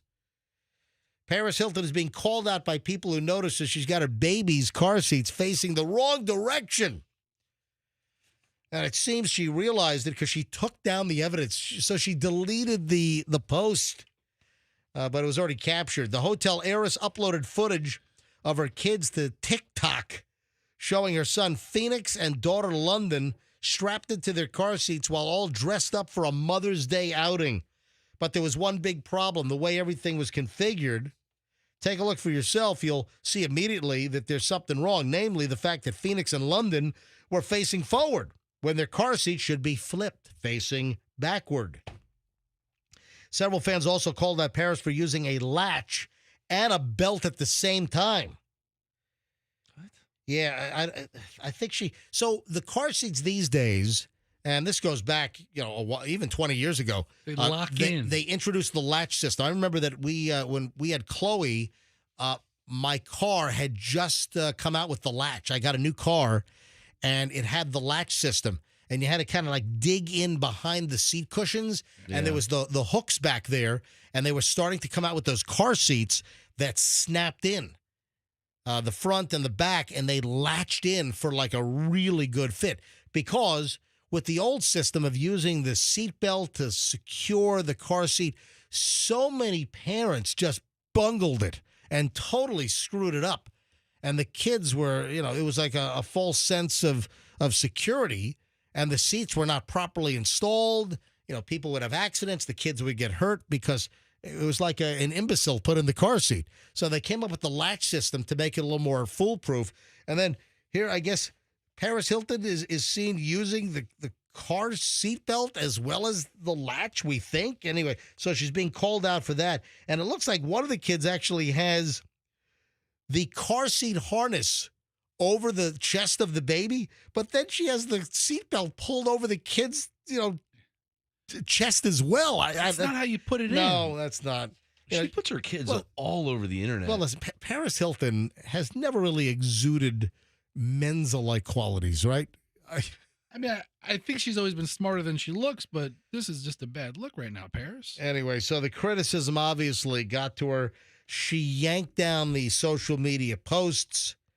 The video's been deleted. So make sure you install don't be like Paris. Make sure that your kids are riding safely. I mean, if something happened to her one son, his head might swell even more. Yeah, we got you. You're fixated with Paris Hilton's kid's big head. I get it. Pretty enormous. 8:20 at the MJ Morning Show. Ladies and gentlemen, it is the 8 o'clock hour. It is now 8:20. We're in the middle of an hour and 20 minutes of nonstop MJ. We'll give away another $1,000 coming up shortly in the $40,000 MJ Morning Show Money Heist, brought to you by Lucan's Wine and Spirits. Another $1,000 courtesy of Lucan's is coming up in minutes. Make sure you're the right caller. Make sure you know the guy that just won last hour. Really just, 25 minutes ago. Yeah, we had the winner on the air. So stand by. We have another lottery family disgruntlement. Now we have a family suing the family member that won one of the big Mega Millions jackpots because they promised to split the winnings with the family. And guess what? Sure. When push came to shove, it's a case of amnesia. Of course. What proof is there that they ever said it in the first place? Put it in writing. Oh, man. This is the main winner. A Maine dude.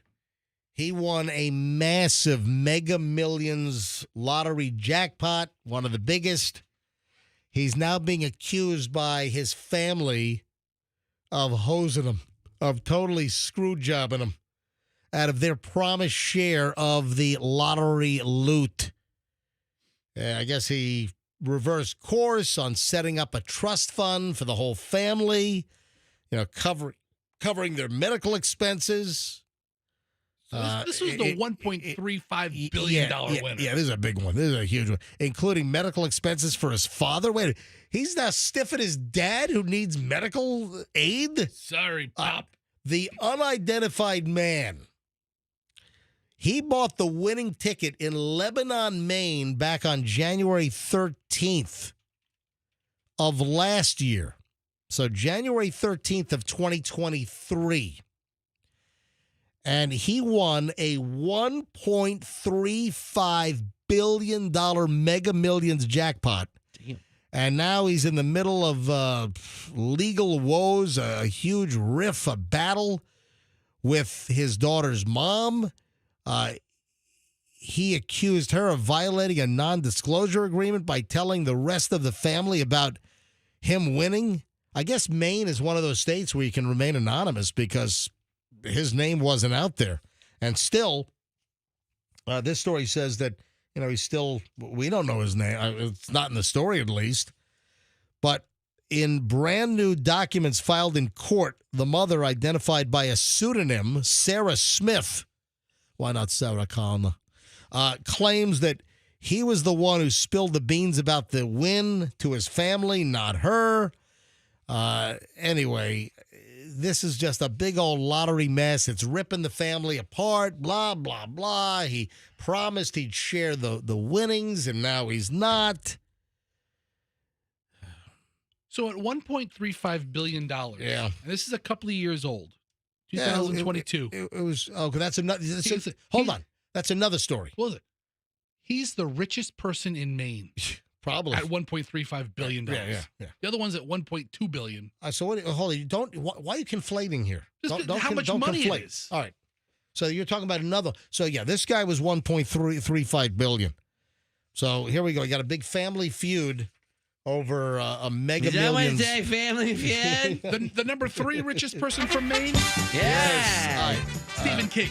Yeah, I love Stephen King. I Fester brought up the richest people in Maine list. Yeah, that's what's missing in my life.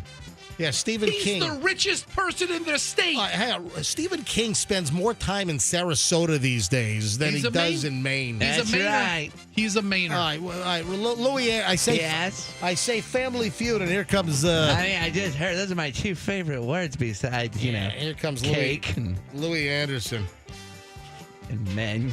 Yeah. Oh, I thank you. All right, later. It's going downhill. That's great. I got a health alert. Oh, no. Yep, got a health alert. Not the seeds. Yes. I love cheese. Yep.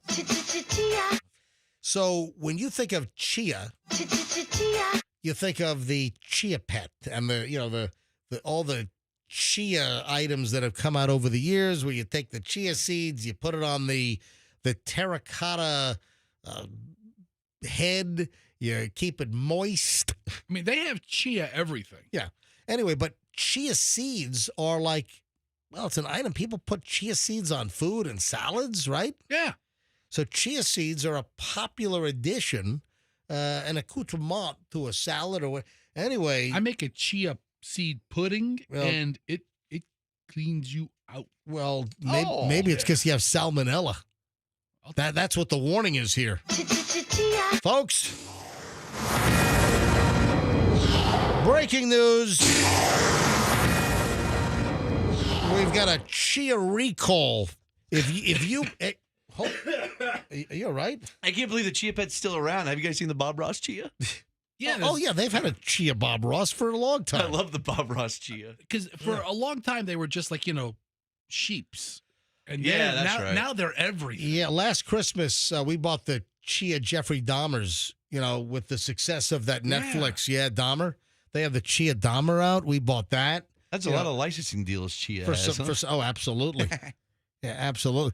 So, Fester, do you buy your chia seeds at Walmart? Because there's a recall because of salmonella concerns. I am not a Walmart.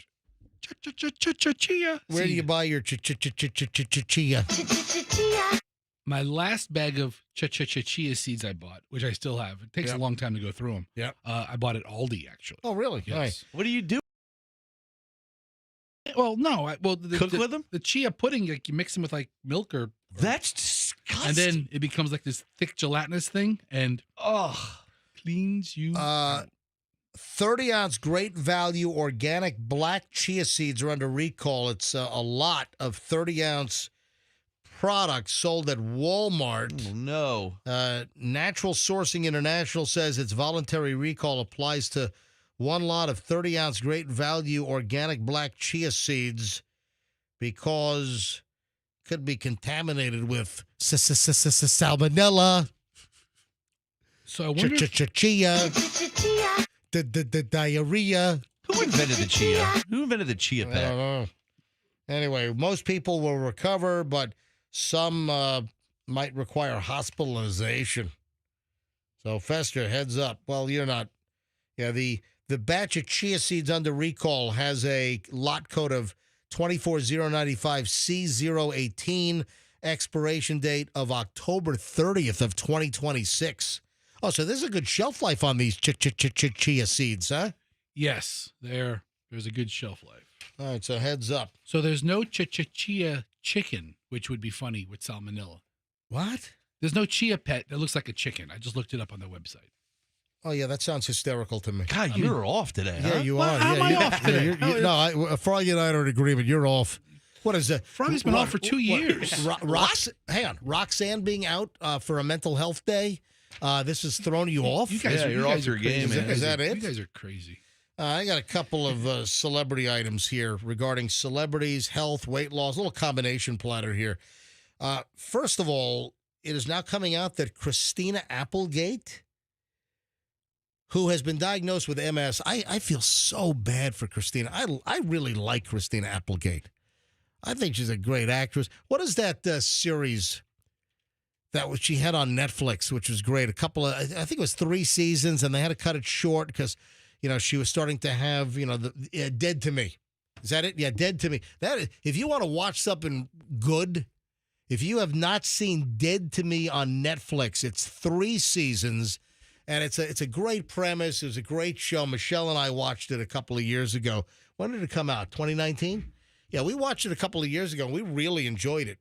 Anyway, I'm a Christina Applegate fan. My heart aches for her with the problems that she's having with multiple sclerosis right now. It sucks. Yeah, how do you feel about it, Froggy? I think it sucks. It's very sad. All right, so Christina Applegate, she has apparently also struggled with anorexia. When she was on Married with Children, her diet was 5 almonds a day. Starving. What? Can't do that. She said that she had anorexia. She said that she wanted her bones to stick out. That was her goal. That she Al Bundy was a tough dad. Oh my God! But she was eating 5 almonds a day. When your mom's walking around like Peg. Well, that was funny. You laughed at that one, Froggy. Is he back on now? I guess that was okay. Is that back on? Even on off days, I shoot a high average. And then the other celebrity, Kelly Clarkson, is now owning up to taking a weight loss drug. So she's I didn't see what she was on. She has not revealed which one, but apparently Kelly Clarkson she's lost a lot of weight. And listen, you saw Kelly Clarkson. She was great. She's lost a lot of weight. She does look really good. But Kelly Clarkson had ballooned up quite a bit. Like the Wayfair commercials. Wayfair, you got just what I need. So Wayfair has Kelly Clarkson as a spokesperson, and I remember seeing her in a commercial. And listen, I'm not trying to be rude and crude. I'm not trying to be obnoxious. I'm not body shaming. I'm just saying that I saw Kelly Clarkson in a Wayfair commercial, I don't know, a year and a half ago, and she had ballooned up. Yeah, it was WEIGH fair. I mean, it was almost like she, because she was on, when she was on American Idol. Yes. It was Simon, Randy, and Paula, right? Season 1, yes. Right. So it looked like she had eaten Randy Jackson. All right. See, I'm sorry. All right, but now maybe Justin Guarini. If you see Kelly Clarkson now, she's had dramatic weight loss, and now she is owning up that she was on, I would imagine, Ozempic, Wegovy. You know what she's doing? Manjaro. Obviously, I'm hoping that it was Ozempic because you know what? Wegovy and Mounjaro, they just don't have a cool jingle like the Ozempic commercials. Yes, Fester, you're going to say what? She just put herself in a position to be the spokesperson for one of these drugs and probably make $1 billion. Well, wasn't she discovered by, or she's under the Oprah umbrella? No, she was an American Idol winner. She was American Idol. I thought Oprah gave. Oprah has nothing to do with Kelly Clarkson. Look it up. I bet you she does. Oprah is the kingmaker for these daytime talk shows. Right. Oprah gave Dr. Phil his show. I think Oprah gave Rachel Ray her show. So maybe it was Rachel Ray. I'm thinking of. I don't know. Never mind. Anyway, so Kelly Clarkson has lost a lot of weight, and the singer shocked fans with the admission on her show earlier this week because she's got a daytime talk show.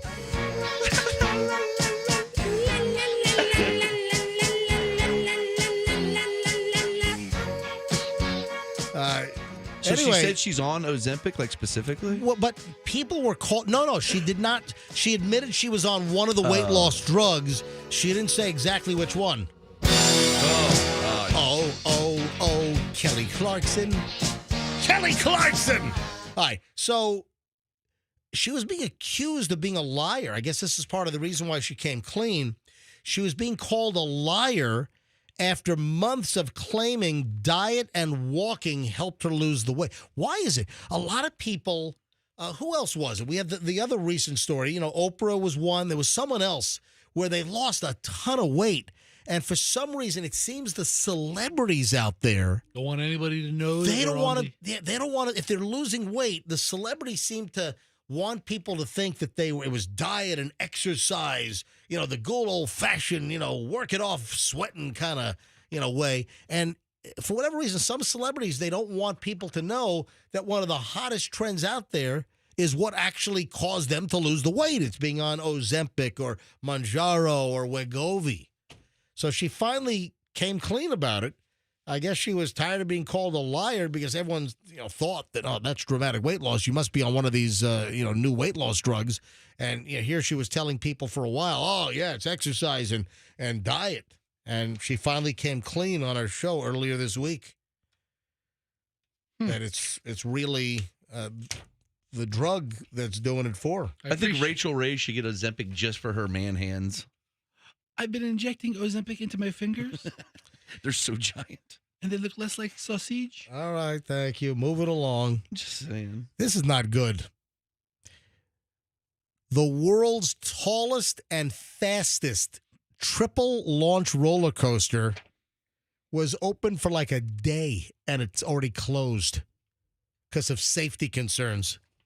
Days after open. So one of the great places for roller coasters in the U.S. is that place in Sandusky, Ohio. They've got some serious Cedar Point is the place. Yeah. Isn't Busch Gardens doing a new roller coaster again? We've got some. Busch Gardens here is known for some great coasters as well. Between Busch Gardens and SeaWorld, between those two properties, there are some amazing roller coasters here in Central Florida. Yeah, and I thought, isn't there a new roller coaster on the books? It's a very short one. It's called the MJ. It's a bunch of loops like your hair. You've got like roller coaster fanatics that travel the world. There were. I've been to with the kids. They were too young to ride. Maybe they were not too young when they were younger. They were too young to ride, but they were able to ride. Back in 2018, we went to Japan. Fuji Q in Fujiyama, right near Mount Fuji. They, roller coaster aficionados around the world, they go there because there are a couple of serious kick-ass roller coasters in Japan. But back to the U.S., Sandusky and Cedar Point, they opened up this new ride. The Top Thrill 2 takes guests along 3 high-speed launches between 2 420-foot-tall towers with top speeds reaching 120 miles an hour. That seems really, really fast. I don't like that. It was open for a couple of days, and it's been shut down. It sounds really pretty outrageous. All right, listen to this. I don't like it. Let me give you the details. Cedar Point Amusement Park in Sandusky, Ohio, opened on Saturday, May 4th for the 24 season. Guests were welcomed, and then days later, they shut down this brand new roller coaster, which they've been touting. Top Thrill 2 coaster is experiencing an extended closure as the ride's manufacturer completes a mechanical modification. All right. I mean, a couple of days in. So we need a new mechanical modification on the Top Thrill 2. Two huge towers going 420 feet into the air and speeds of 100. What is the modification? Oh, I know what it is. They're installing a new fly-off-the-tracks bracer mechanism. Yes. Wow, that sounds important. Yes. Yes, we're going to put an anti-fly-off-the-tracks bracer mechanism in place. Clearly, something must have scared the bejesus out of them. That, got to shut this down. So the roller coaster company is, they're going to weld on some parts? Oh, yeah, we better add this. This ride could end up in a neighboring state if we don't do something about this. So, listen, once the modification is complete, all the safety teams, the manufacturer, third-party ride inspectors will then conduct a thorough review before approving both the modification and the reopening of the ride. How do you get to that point? You build, obviously, this thing must have cost a fortune. Absolutely. This thing must have cost, I don't know, $10, $15 million or something. How do you design it, all the engineering, all the AutoCAD work, all of the numbers? How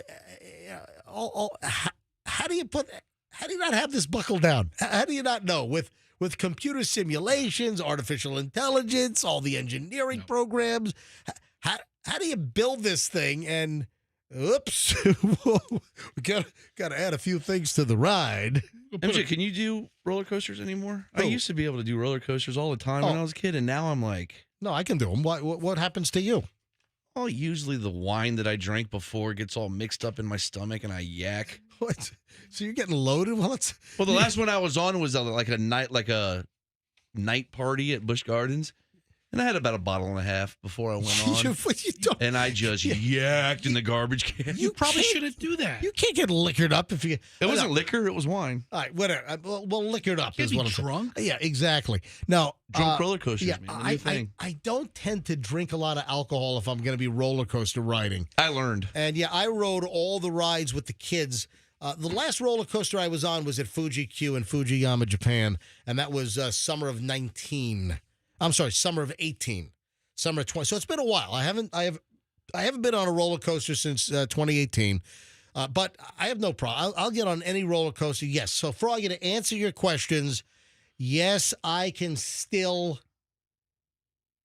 ride roller coasters, and you probably could too if you didn't get boozed up before you went riding. Yeah. All right. Bad news for this portal between New York City and Dublin, Ireland. Dude, this is the dumbest idea. It's been shut down. What did they expect? What did they expect? What did they expect with the portal? If you don't know what's going on here. Who wants to look at a bunch of Dubliners anyway? An art exhibit has been yanked. There was a special, like a performance art type exhibit. It was called The Portal. And I love these videos. This is the best. I watched 20 of them the other day. It's so funny. What's The Portal? The Portal is a big, round, huge, like donut-like device. I mean, massive. Like, what do you think? In the diameter, 12 feet tall? 10 feet, 12 feet in diameter. It's pretty big. And it has a big, round video screen in the middle. There's one portal that was put in New York, in Manhattan, and the other portal was in Dublin, Ireland, and it was a live two-way portal. So all the ones in Ireland are vomiting Jameson on it. So the folks in Dublin, Ireland, were seen by the people in New York in real time. Yep, it's all real time. So it's like, really cool, actually. Yeah. And then the people in Dublin would see New York And, well, all kinds of problems arose. First of all, one of the things that really bothered me is somebody held up their phone with a picture of the World Trade Center towers on fire.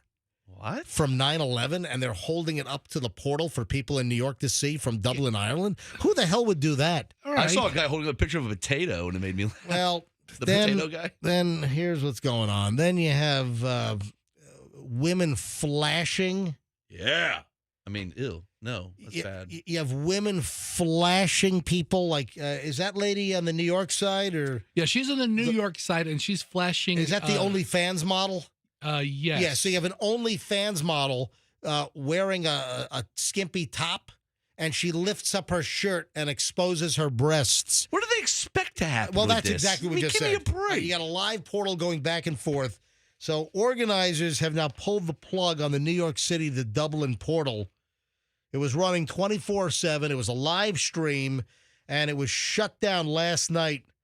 And they're trying to figure out how to minimize the shocking conduct that some are doing. Yeah, so they've shut it off until they.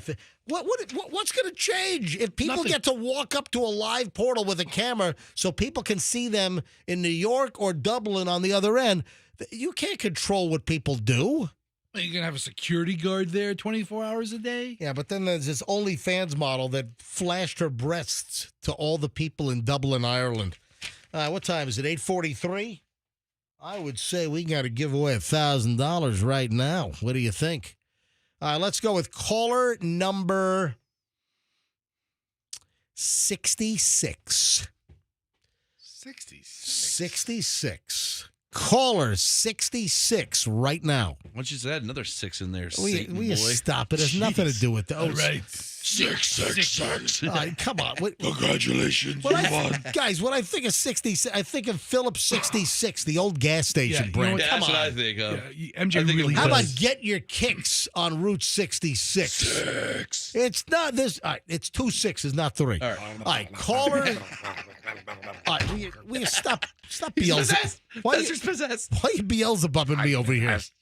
Caller 66. All right, will you stop? All right, fine. Stop ruining this. All right. The power of Christ compels All right, me. will you stop it? All right, caller 66. The power of $1,000 compels All me. right, Your mother wears combat boots All right. to church. That's what right. she says. All right, 800-990-1047. If you're caller 66 and you know who won last hour with the $40,000 MJ Morning Show Money Heist brought to you by Lucan's Wine and Spirits, you win the next $1,000. So Andrew is already screening. All the lines are ablaze as Andrew screens away. Let's go, folks. 800-990-1047. If you're the 66th caller and you know the name of last hour's winner, the next $1,000 is yours. Good luck from the MJ Morning Show here on Q105. We are now hearing that Tom Brady regrets doing the roast.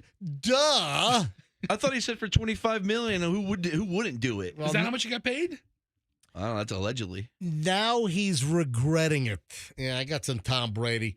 So Tom Brady says that, like, his kids were affected because they're making jokes about the marriage. What did Tom expect? You're going, this full-blown exposure. You got this live Netflix event that's going to live in perpetuity online. You filled this this enormous. Where did they hold it? Was it? It was at the old Lakers Forum, the Kia Center, where the old Showtime Lakers played. Yeah, I mean, what do you expect? So Tom Brady's now regretting it. I loved when the jokes were about me. I thought they were so fun. I didn't like the way that it affected my kids. So it's the hardest part about, like, the bittersweet aspect of when you do something that you think is one way and then all of a sudden you realize I wouldn't do that again because of the way that it affected actually the people that I care about the most in the world. It affected his kids. But again, you think they were going to be isolated, insulated, that you're going to have a roast? Everyone comes out swinging? And, of course, the Giselle deal, the marriage. Apparently, one of the things that really got to the kids, the jokes about Mama Giselle and the jujitsu, instructor. Or as they call him, Karate Dad. Yeah, karate. When I signed up for that, I love when people were making fun of me. And I always said, like, when I was going through all the Deflategate stuff in 2015, 2016, I watched 3 things on TV. I watched Premier League soccer, I watched golf, and I watched comedy shows. Because every time I turn on SportsCenter, I was like, are you kidding me? Right. So it's like, I just want to, like, laugh. And so I wanted to do the roast because the guy Jeff Ross became someone that I knew. And then you don't see the full picture all the time. So I think it's a good lesson. Like, for me as a parent, I'm going to be a better parent as I go forward because of it. And at the same time, I'm happy everyone who was there had a lot of fun. Bottom line is Tom Brady says that he regrets doing the Netflix special and he would not do it again because of the kids and the effect that it had on him, especially the brutal Giselle Bundchen divorce jokes. Again. Dude, this is a total cop-out. Yeah, what do you expect? How did he not know going in that he was married to one of the most famous women in the world? Of course. And they had all the most popular comedians up there. It's not like it was just sports guys that they could write it all out. MJ Morning Show. Who is speaking on the phone to me right now? Jennifer. Jennifer, welcome to the MJ Morning Show. Good morning. Jennifer, you seem very quiet. Are you intentionally keeping your voice down to not wake the baby? God, I wish. I'm at work. That's what I thought. That was my second guess. Actually, it was my first guess, but I thought the baby would be funnier. All right, so your name is Jennifer? Yes, sir. Jennifer, and you're in the office right now? You're working? Yes, sir. So you have to keep it down? Yes. You can just call him MJ. You don't have to call him sir. Yeah. And Jennifer, where are you calling from? I'm working in Bartow. Oh. And how are things in Bartow this morning? Kind of slow this morning, but that's fine by me. All right. Towing bars around is never easy. All right. So, Jennifer, I guess you're calling for the $1,000. Why, yes, I am. Jennifer, you are caller 66. No way. Yes. Oh, my gosh. Jennifer. Go ahead, Jennifer, scream. She just got more quiet. Oh, my gosh. Jennifer, can you tell me who won the $1,000 last hour? He was calling from Advent Health, and his name was Manny. That is correct. You win. Boom! Holy shit. Oh, you can't say that. Oh, all right. Jennifer, you don't say anything. I hit the dump button. Hopefully it worked. She doesn't say a word, and then she curses. Jennifer, please watch your language. You just won $1,000 from the MJ Morning Show and Lucan's Wine and Spirits with locations all over the Tampa Bay area. Congratulations! You know, you're the second Jennifer. We had a Jennifer win yesterday as well. Yep, first thing in the morning from Lakeland as well. Yeah, look at that. Wow, you have quite a memory. Yeah, all the Jennifers in Polk County know each other. Jennifer, congratulations. No, I should give you the name of every winner. Oh, she's getting louder now. So, Jennifer, you got $1,000. And I want to thank you for listening to the MJ Morning Show here on Q105. Thanks to Lucan's Wine and Spirits. You're our latest $1,000 winner, and now your name is needed for next hour's winner. Folks, don't go anywhere because we have another $1,000 to give away coming up in the 9 o'clock hour. And then tomorrow, we've got 4 winners tomorrow, 4 winners on Friday. It's the MJ Morning Show $40,000 money heist. Yes. I have a report. Yes. That was not dumped. Well, I hit the button. Not according to Hurricane Hitman Stevens. Hurricane, how are you listening? If you're listening on an electric device like an Alexa or something? He listens in his car. I hit the dump button. It didn't work. Yeah, well, you know, it's all in context. Oh, we got a defective dump button. Are you listening on the radio or an app on your? Let me curse now and try it. No, don't curse, Froggy. All right. So, Jennifer, congratulations. We're going to put you on hold. Andrew is going to get all of your information. Thanks again for being our latest winner.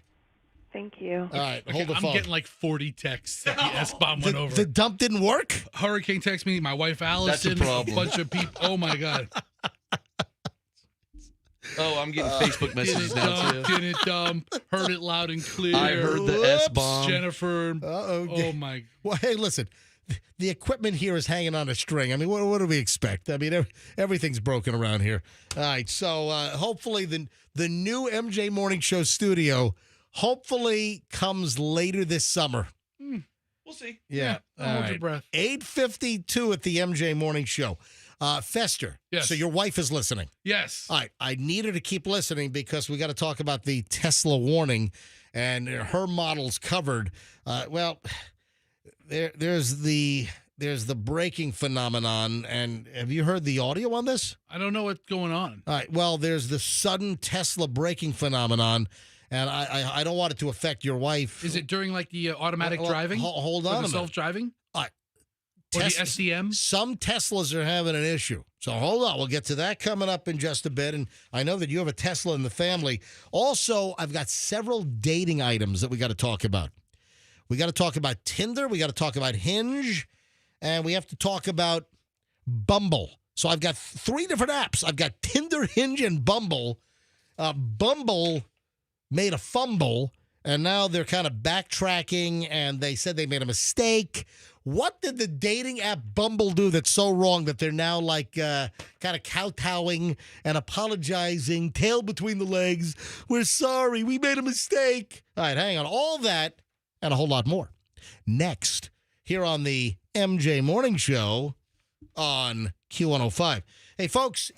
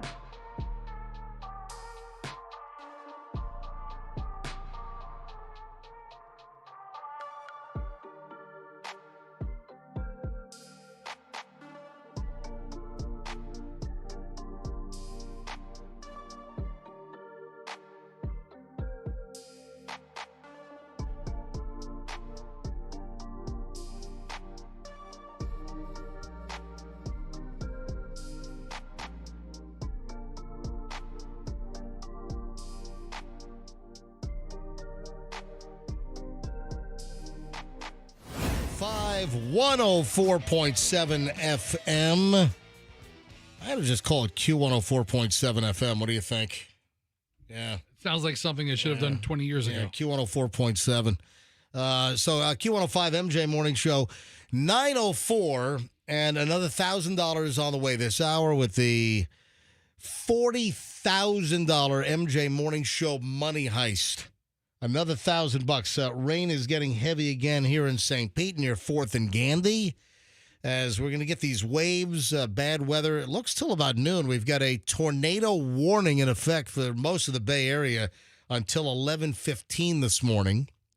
Hail is possible, so probably a little worse than yesterday. So hopefully we won't have any significant damage here in the Tampa Bay area.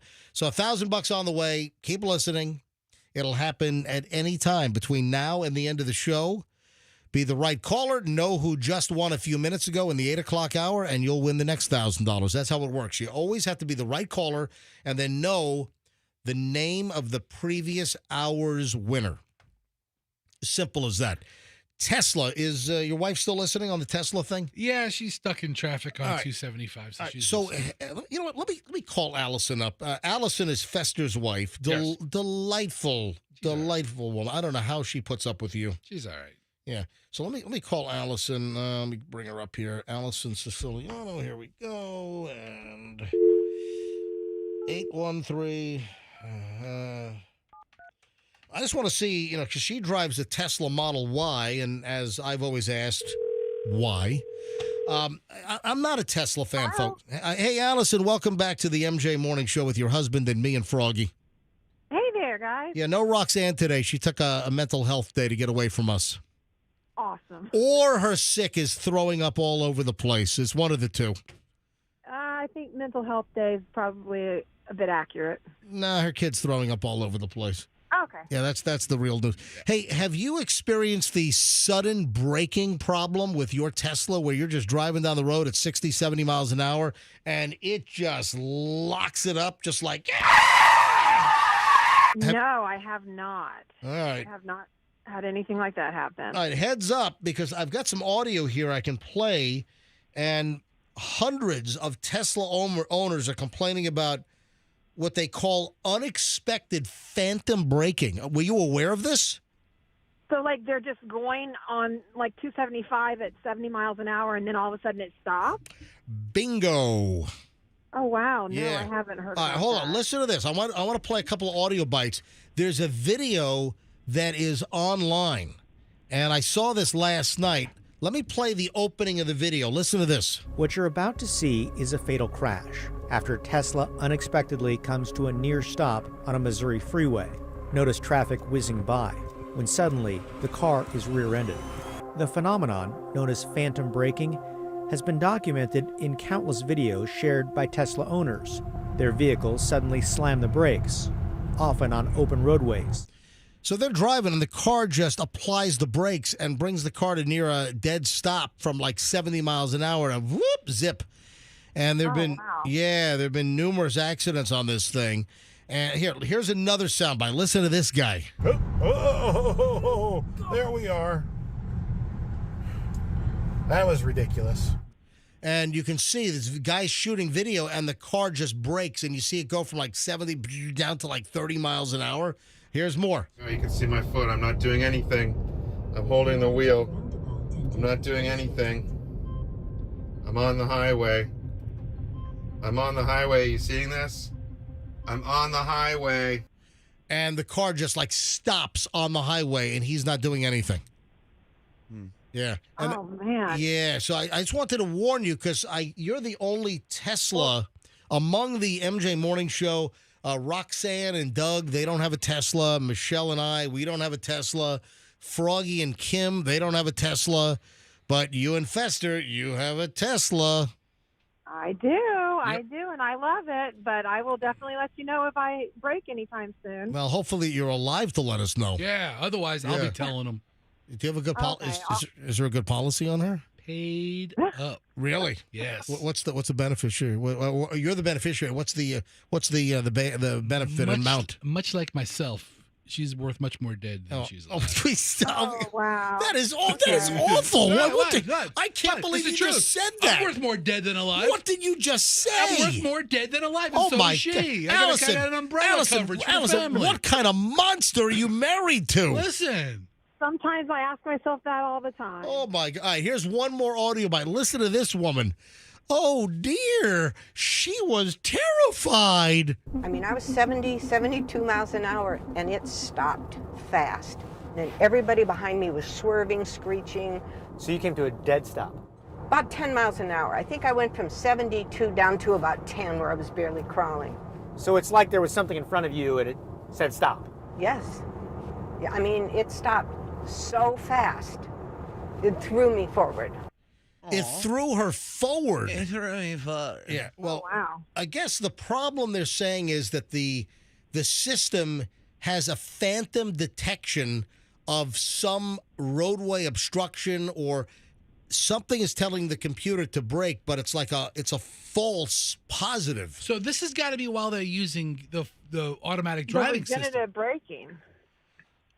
Or it doesn't specify, but I think, Fester, I think it's some people are just driving and it just Tesla slams on the brakes. Because listen, not just Tesla, but you have many vehicle manufacturers now that they have collision avoidance systems that if you get too close, many car manufacturers have systems now that will brake your car so you don't slam into the person in front of you. Well, I can tell you this. Elon is working on this nonstop. This is very true. Nonstop. Like he's locked himself in his office. Yeah, you know, Tesla's had some issues. I'm not an Elon Musk fan. I think he's a maniac. Bite your tongue. Thank you, Elon. Thank you, Elon. I'm a big fan. My goodness, Yeah. such judgment coming from the little man to my right. I'm not an Elon Musk fan. Sorry, folks, but they've had some trouble lately. Did you see there was a story out earlier this week that a guy picks up his new Cybertruck? Yeah. 35 miles on the new Cybertruck, and all of the coolant dumps out of the vehicle. He's like parked in a parking lot. I guess he stopped for something. All of the coolant dumps out of the vehicle, and he calls Tesla, and they say, "Oh yeah, that's not covered under warranty." He drove the Cybertruck off the lot like a half an hour earlier, that same day. And that's not covered under warranty. You have to read the warranty. It specifically says everything is covered except coolant leaks. Get out of here. He drove 35 miles. His Cybertruck was a $119,990 sticker, so he must have gotten all kinds of options. My goodness. Yeah. And they told him it was not covered under warranty. Finally, I believe Tesla stepped up and said, "Okay, we'll fix it." But Fine.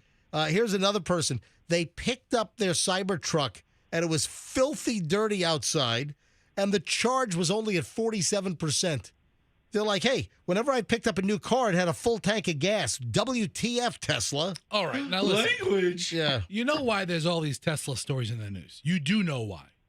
Because they're trying to bring Elon Musk down. Because Tesla, as a company, doesn't spend billions of dollars on traditional media advertising. Will never be brought down. All of these publication companies have it out for Tesla because Elon Musk isn't paying them. Like all the other, you can't turn anything on without seeing a car commercial.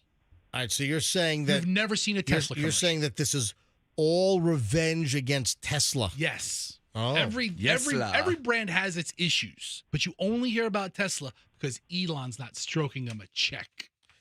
You think so? I'm too busy stroking other things. That's right. He's a stroker. Your miniature pet giraffe? Yes. I like to stroke little Jimmy. Is that his name? That's his name, yes. Little mini giraffe. Allison, did you know that Elon had a pet giraffe named Jimmy? Little Jimmy's my little friend. Really? Yes. No, I did not. He's got the longest neck. Tesla bash session has been. I need to go to a doctor's appointment, so I will talk to y'all later. All right. Well, TMI. Allison, great to have you on. We'll talk to you soon. Oh, I guess she's gone. All right. She's out. See you later. 9:13 at the MJ Morning Show. $1,000. The $40,000 MJ Morning Show money heist continues sometime this hour. I'll tell you when to call in to win the next $1,000. from the money heist, thanks to Lucan's Wine and Spirits, locations all over the Tampa Bay area. So when you need wine, you need spirits, hit Lucan's. So if you go to like a national chain or one of these, go to Lucan's. I mean, just family-run, local company. They're so friendly there. The selection is amazing. I'm always impressed with their wines. So hit up Lucan's, and we got another $1,000 courtesy of Lucan's with the money heist coming up in minutes here on the MJ Morning Show. All right, I got a couple of dating things.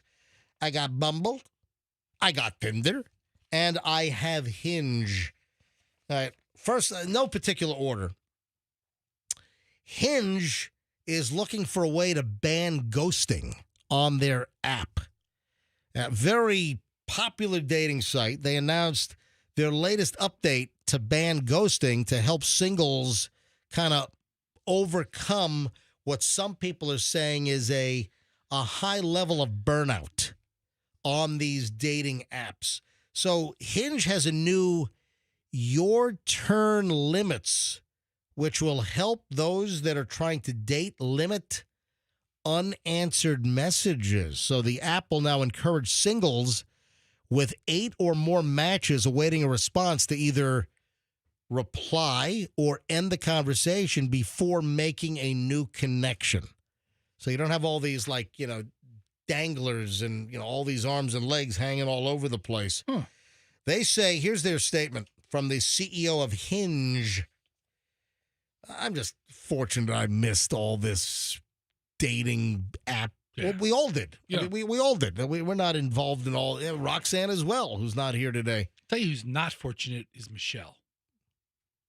Say it again? I mean, she probably could have, gotten a much better looking. Listen to this. With the launch of Your Turn limits, we're testing a new way to help our users focus on quality over quantity, keeping intentionality at the core of their dating experience, according to Justin McLeod, who's the founder and CEO of Hinge, in a statement. Yeah. Nearly half, 44% of Hinge daters, they took note of a lack of responsiveness as one of the top problems that they had on the site and their dating experience. We've heard from daters how they are feeling overwhelmed, distracted, and simply put, burnt out. To help alleviate these challenges and get people on more great dates, we're continuing to identify innovative solutions like Your Turn limits. In today's dating world, it's become far too normalized for people to send likes liberally and leave their conversations sitting, leading to feelings of dating burnout for people that are seeking relationships. So there you go. That's the Hinge story. Now on to the Tinder story. This is pretty funny. I can't name all of the members of One Direction. Hey, put the One Direction song up that I like. There's the one guy. Who's the famous guy? Harry? Harry Styles. Spotter? No, it's Styles. Styles. Yeah. Harry Styles has become the most successful Harry Styles, yes. Post One Direction. I can't name one song. Yeah. Oh, come on. You're beautiful. That's a great song. Oh, my gosh. Thank you. You're okay, too. That's a hit record. That's a great song. Never heard of it. Oh, come on. What do you think? I sit around listening to pop music? All right, start it from the beginning. You have the song queued up? All right, go ahead. All right, roll it. Hit the... Baby! What? Jesus. Could you have made that any louder? What? Andrew, I'm going to rip your eyeballs out. All right, it was a little loud. Jeez. All right, it came in hot. Oh, it came in a little hot. A little hot. All right, it for us in the studio, it sounds louder because we're not processed. Those listening on a radio, it goes through all of the sound leveling and processing, so it probably didn't blast your eardrums out, but it knocked Froggy off his butt. All right, one more time. Hit the hook. Well produced. Is it about a blind girl? Anyway, let me finish the damn story, okay? She can't see. Right. She doesn't know she's beautiful. She doesn't know she's beautiful because she's never could see herself in a mirror. One of the other members, so I know his name. I can instantly say Harry Styles from One Direction. That I knew. This guy... I now that when I see it, I'm like, oh yeah, he's in One Direction or was in One Direction. Zayn Malik is the other guy. Zayn. Listen to this. He claims he was kicked off of Tinder because no one believed it was him, and he was reported for impersonating the real Zayn Malik from One Direction. And it was really him. That guy has to go on Tinder to get a date? He was on Tinder to try to get hooked up. This is hysterical. And no one thought it was him, so he got booted. So this Zayn Malik from One Direction attempted to get a hookup, meet people, find love. What a dork. On Tinder. And he go to a bar. You're in a boy band. Listen to this. He moved to a farm in Bucks County, Pennsylvania. I better not. Really? I better not say that too loud because. Yeah. I don't know if I should say anything. What? About moving to a farm in Bucks County, Pennsylvania. Oh, yeah. You're going to move to a farm? Yeah. The MJ Creamery out there in Bucks County. Well, you couldn't farm if you had. What? Hold on. No, listen. I don't know. Should I.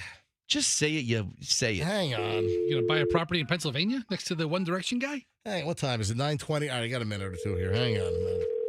Yeah, if Michelle's listening. You really get these hairs in your No, booty, it's not. huh? It's not.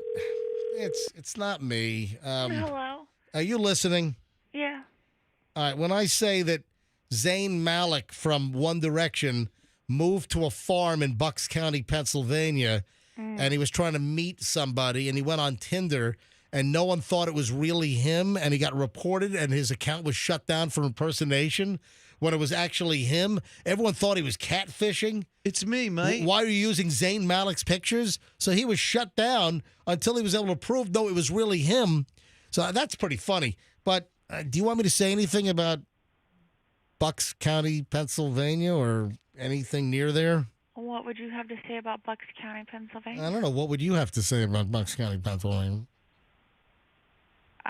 It's a beautiful place. Yep. Okay. What are we doing here? Is that it? Yeah. It's a beautiful That's all you want to say? Yeah. Do you want me to say anything else? You could say whatever you want. Oh, no, I want you to say it. No. Oh, my come God. on. This is so annoying. Michelle, go ahead and say it. This is okay, people listening, this is how we are in the house. Just no, say you say it. it first. No, you say it first. All right. No, you say it first. So That's odd. Michelle, You go it's, first. Michelle at some point would actually like us to move there. Ugh. Yeah. So many other places to She move. she wants to buy like 5 or 10 acres. You know, some No, I don't want to buy 5 or 10 acres. No. 25. No. Well- See, apparently you're not listening. Well, what do you want then? What do you want? Just a house. What are you going to do? You're going to be pulling on teats all day? You're going to be I making don't your own need milk? acreage. I don't need acreage. I don't need a pool. All maintenance that you don't want to have. Yeah, what do you need Michelle, 10 acres for? He was talking about like a farm, like, No. MJ alpacas. We're not. Go feed Tina. MJ's alpacas.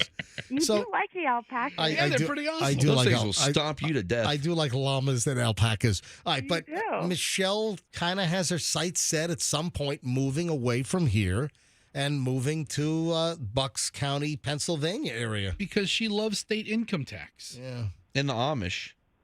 You know what? Isn't that around? If you don't have an income, what does the income tax matter? Yeah, it's north of Philadelphia. Yeah, it's like the Philadelphia Metro. Yeah, Oh, God, that sounds terrible. No, but listen, it's pretty nice up there. Well, I Rolling, can think of a bunch nicer places. kind of rolling hills. where? and- Like where?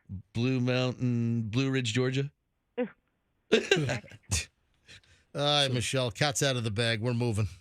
All right. Yeah, I'll get Jennifer Zales on the phone, get the house on the market. Okay. Every sale begins with Awesome. Zales. Yep. All right. I'll talk to you later, sweetie. See you soon. Great. All right. I don't know. MJ's moving the summer of 2030. Great. Let me mark it down now. Yeah. I think it's gonna be earlier than that. Anyway, so that's pretty funny. So he's kicked off Tinder, and then there's one more, which I'll do after the break. Bumble. I think the Bumble one's the best, actually. So Tinder, Hinge, and now Bumble. Oh, they bumbled it. They made a mistake. Oh, they pissed people off. What'd they bumble up? Oh, Bumble, the other dating app. They tick people off. Hang on, we'll tell you next, and we'll give away the next $1,000 on the way, thanks to Lucan's Wine and Spirits. It's the MJ Morning Show $40,000 money heist. All the rest of this week in minutes, the next 1,000, then all next week. Next week, it's going to be brought to you by the Kemp Law Group. But first, it's This Week with Lucan's Wine and Spirits. Hang on, folks. We're back in minutes on the MJ Morning Show on Q105.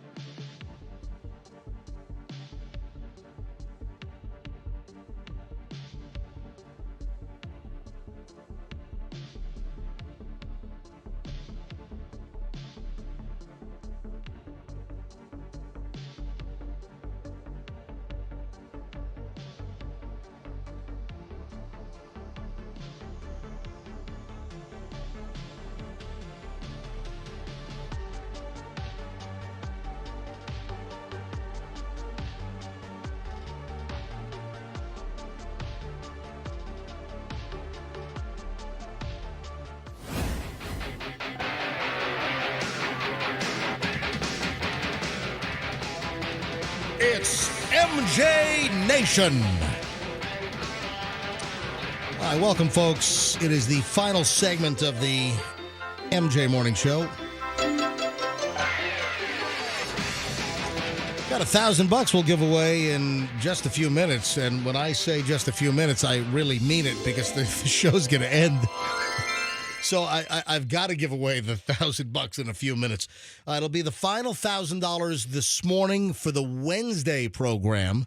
So this is the 9 o'clock hour $1,000 from the $40,000 MJ Morning Show Money Heist. Thank you to Lucan's Wine and Spirits bringing you this week of the Money Heist. Look at outside. Now we got sunshine. It was just like pouring rain a few minutes ago. Now we got sunshine. It's beautiful outside. It is, but wait a minute. Let me look at the... Yeah, different areas are probably experiencing different weather right now. We probably have, people swerving off the road with, drenching rain right now. Yeah, if I look at... You know what? A good chunk of the area looks good right now, but there is a line, Treasure Island... just north of Gulfport. So there's a heavy cell over South Pinellas County right now, and that's rolling up on a diagonal. So you got a good chunk, and that's going to roll across Tampa Bay and over the Interbay portion of South Tampa. So it looks like that line is heading that way. And there's a big line through Hillsborough County into Polk County through Winter Haven. Yeah, but then there's a whole other chunk that is...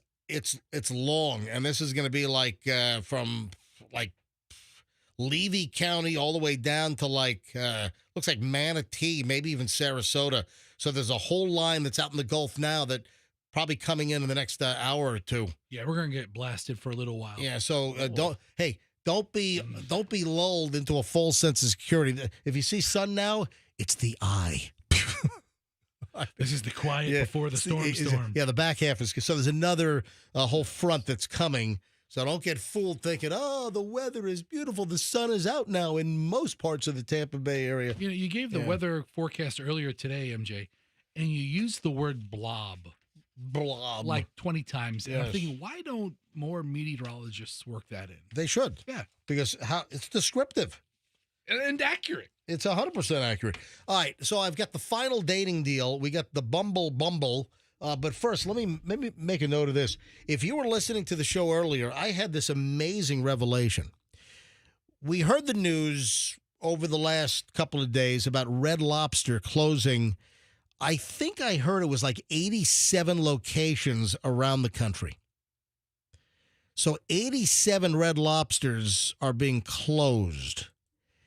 And the company has what? Is it like 600 or 700 total locations? So they're closing a good chunk of stores. And we have 3 stores here in the Tampa Bay area. Red Lobster for the seafood lover in you. So 3 stores we know of in Tampa Bay. We got the store at near Bruce B. Downs on Palm something or other. Yep. The one on Bush Boulevard is closing. You have the one on Ulmerton and Largo is closing. And there's a website auctioning off everything inside the closed Red Lobsters. Now, the only one on the auction site for right now is the Largo store. I don't see the Tampa stores on the list for the auction. Also, is there an updated list? Are we losing any other Red Lobsters in the Tampa Bay area? So I found the list of 87 locations that are temporarily closed. Give me the full list.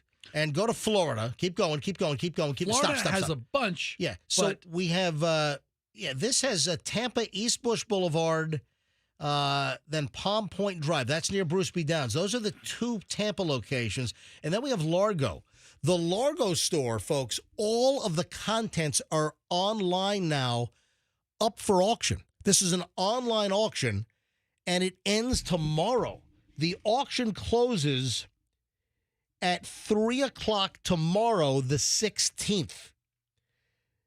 Entire location contents are being auctioned off online right now. It's amazing. Last night, when I looked at this, every single thing inside the walls of Red Lobster on Ulmerton in Largo, everything, the top bid was $700.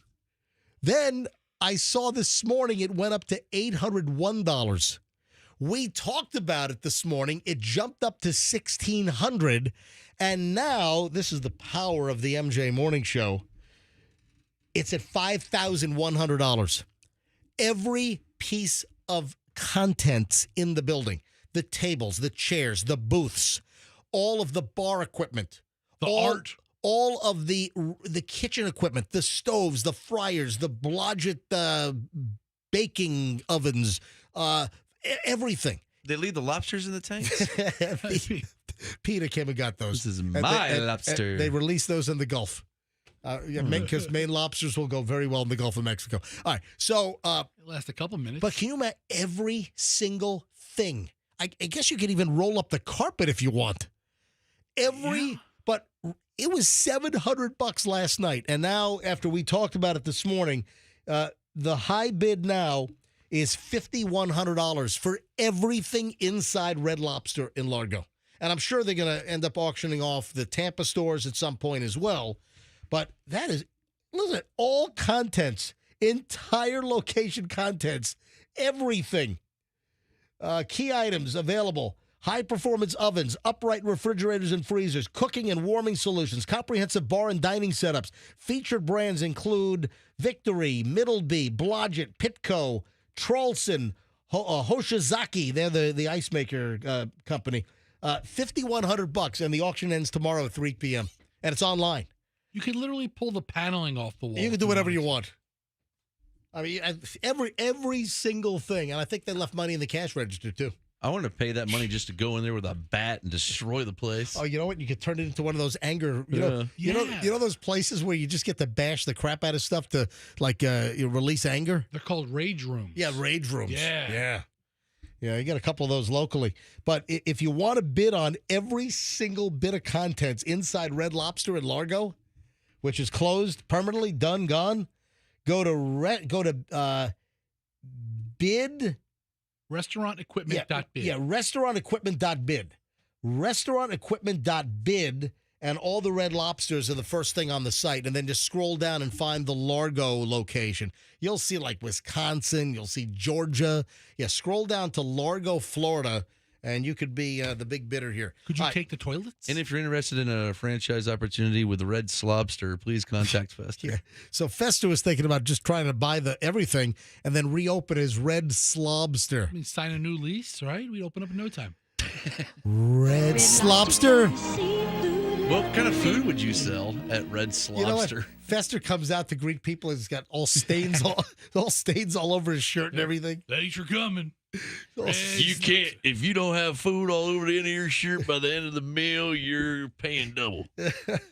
Red Slobster, owned by Fester. All right, we got to give away the last $1,000, and I got the Bumble story I got to get to as our final item today. Let's give away the final $1,000. Thank you to Lucan's Wine and Spirits, our sponsor this week, for the $40,000 MJ Morning Show Money Heist.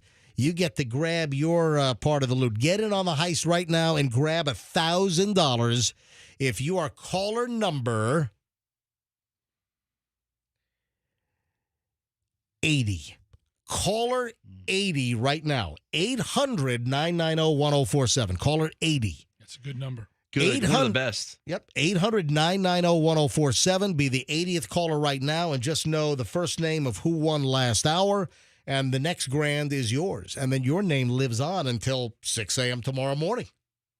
And they got to know your name. All right, so caller 80 right now. The final item here with the whole dating bundle. You know what? I'm bundled. I'm like the streaming bundles now, where they're trying to package and bundle, and now you got the cable companies who are like, they're having cables cut on them all day long.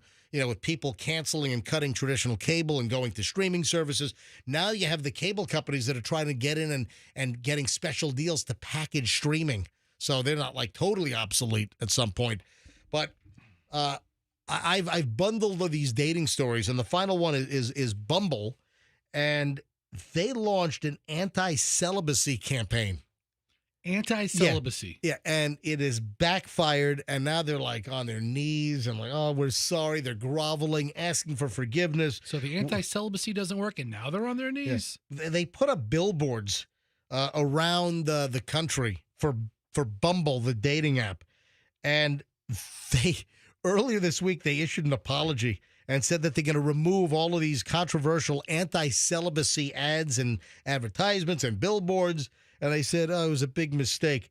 So Bumble rolled out some new items on their app in order to put women more in control while dating on their app. And they joked about dating frustrations. Then there were billboards reading, a vow of celibacy is not the answer. And then, thou shalt not give up on dating and become a nun. So they put up these like anti-celibacy. Right. They're trying to be funny. I can see the humor that they're trying to go for. Oh, thank you, Fester, for pointing that out. You didn't say that at all. You've been talking. Thank you. They're talking about anti-celibacy. Of course they're trying to be funny. The first thing out of your mouth, they're trying to make a joke that didn't work. They don't care about celibacy. They care about clicks. Now they're apologizing, and they're taking the billboards down. Yeah. One of the boards, full well, a vow of celibacy is not the answer. Introducing the new Bumble. Then here's a woman looking all come hithery. Thou shalt not give up on becoming a nun. Anyway, so they're apologizing. I think they're trying to be funny. You think they're trying to be funny? You know what? I think they're trying to be funny. You guys suck. You know who's not trying to be funny? You two. Oh, Fester. And you know what? This also kind of comports with, remember the Julia Fox story we had earlier in the week? Actress Julia Fox, she revealed that she's been celibate for 2 years, right? So we mentioned that, I think, on Monday's show. And a couple items here. There's a therapist that reveals the benefits of abstaining from sex. And this is on the heels of Julia Fox making this comment. But you have I guess an expert. You've got a therapist saying that that celibacy can be good. You might think that it's shocking that people in a prime age would choose celibacy, but a psychotherapist by the name of Christina Mancuso said the decision to be celibate could be associated with religious beliefs, focusing on career, or wanting to be more in control, and that celibacy can actually be healthy and work for a lot of people. I mean, the Pope seemed to live for a long time. I did see something funny. Julia Fox joked, she was on the Today Show. So Julia Fox was on with Hoda and Jenna. Is that like the third hour? Ugh, tired of third hour of Today Show? That's the best hour. And I don't know if they censored her, but Julia Fox talked about that her hand is tired. What does she mean by that? I don't know. I have no idea. All right, let's go. What am I looking for? She doing a lot of writing? What am I looking for? Caller 80? All right. Weird. Good morning, MJ Morning Show. Who's this? Tara. What is it? Tara. Did you say Tara? Yes, with a T. Would that be Tara? Yes. Ooh, that name is on our banned list because of a previous problem. No, I'm kidding. I'm joking, Tara. I'm kidding. All right, Tara. Tara, where are you calling from? Lakeland. Tara, you're caller 80. Oh. Tara, can you tell me who won last hour the $1,000? Jennifer. Jennifer is correct. Tara, you win the next $1,000. Good job, Tara. Oh, my God. Oh, my God. Thank you. All right, don't say, oh, my God. Say, thank you, Lucan's Wine and Spirits. Thank you, Lucan's Wine and Spirits. There we go. The latest $1,000 winner. It's you. So, Tara, that's Tara.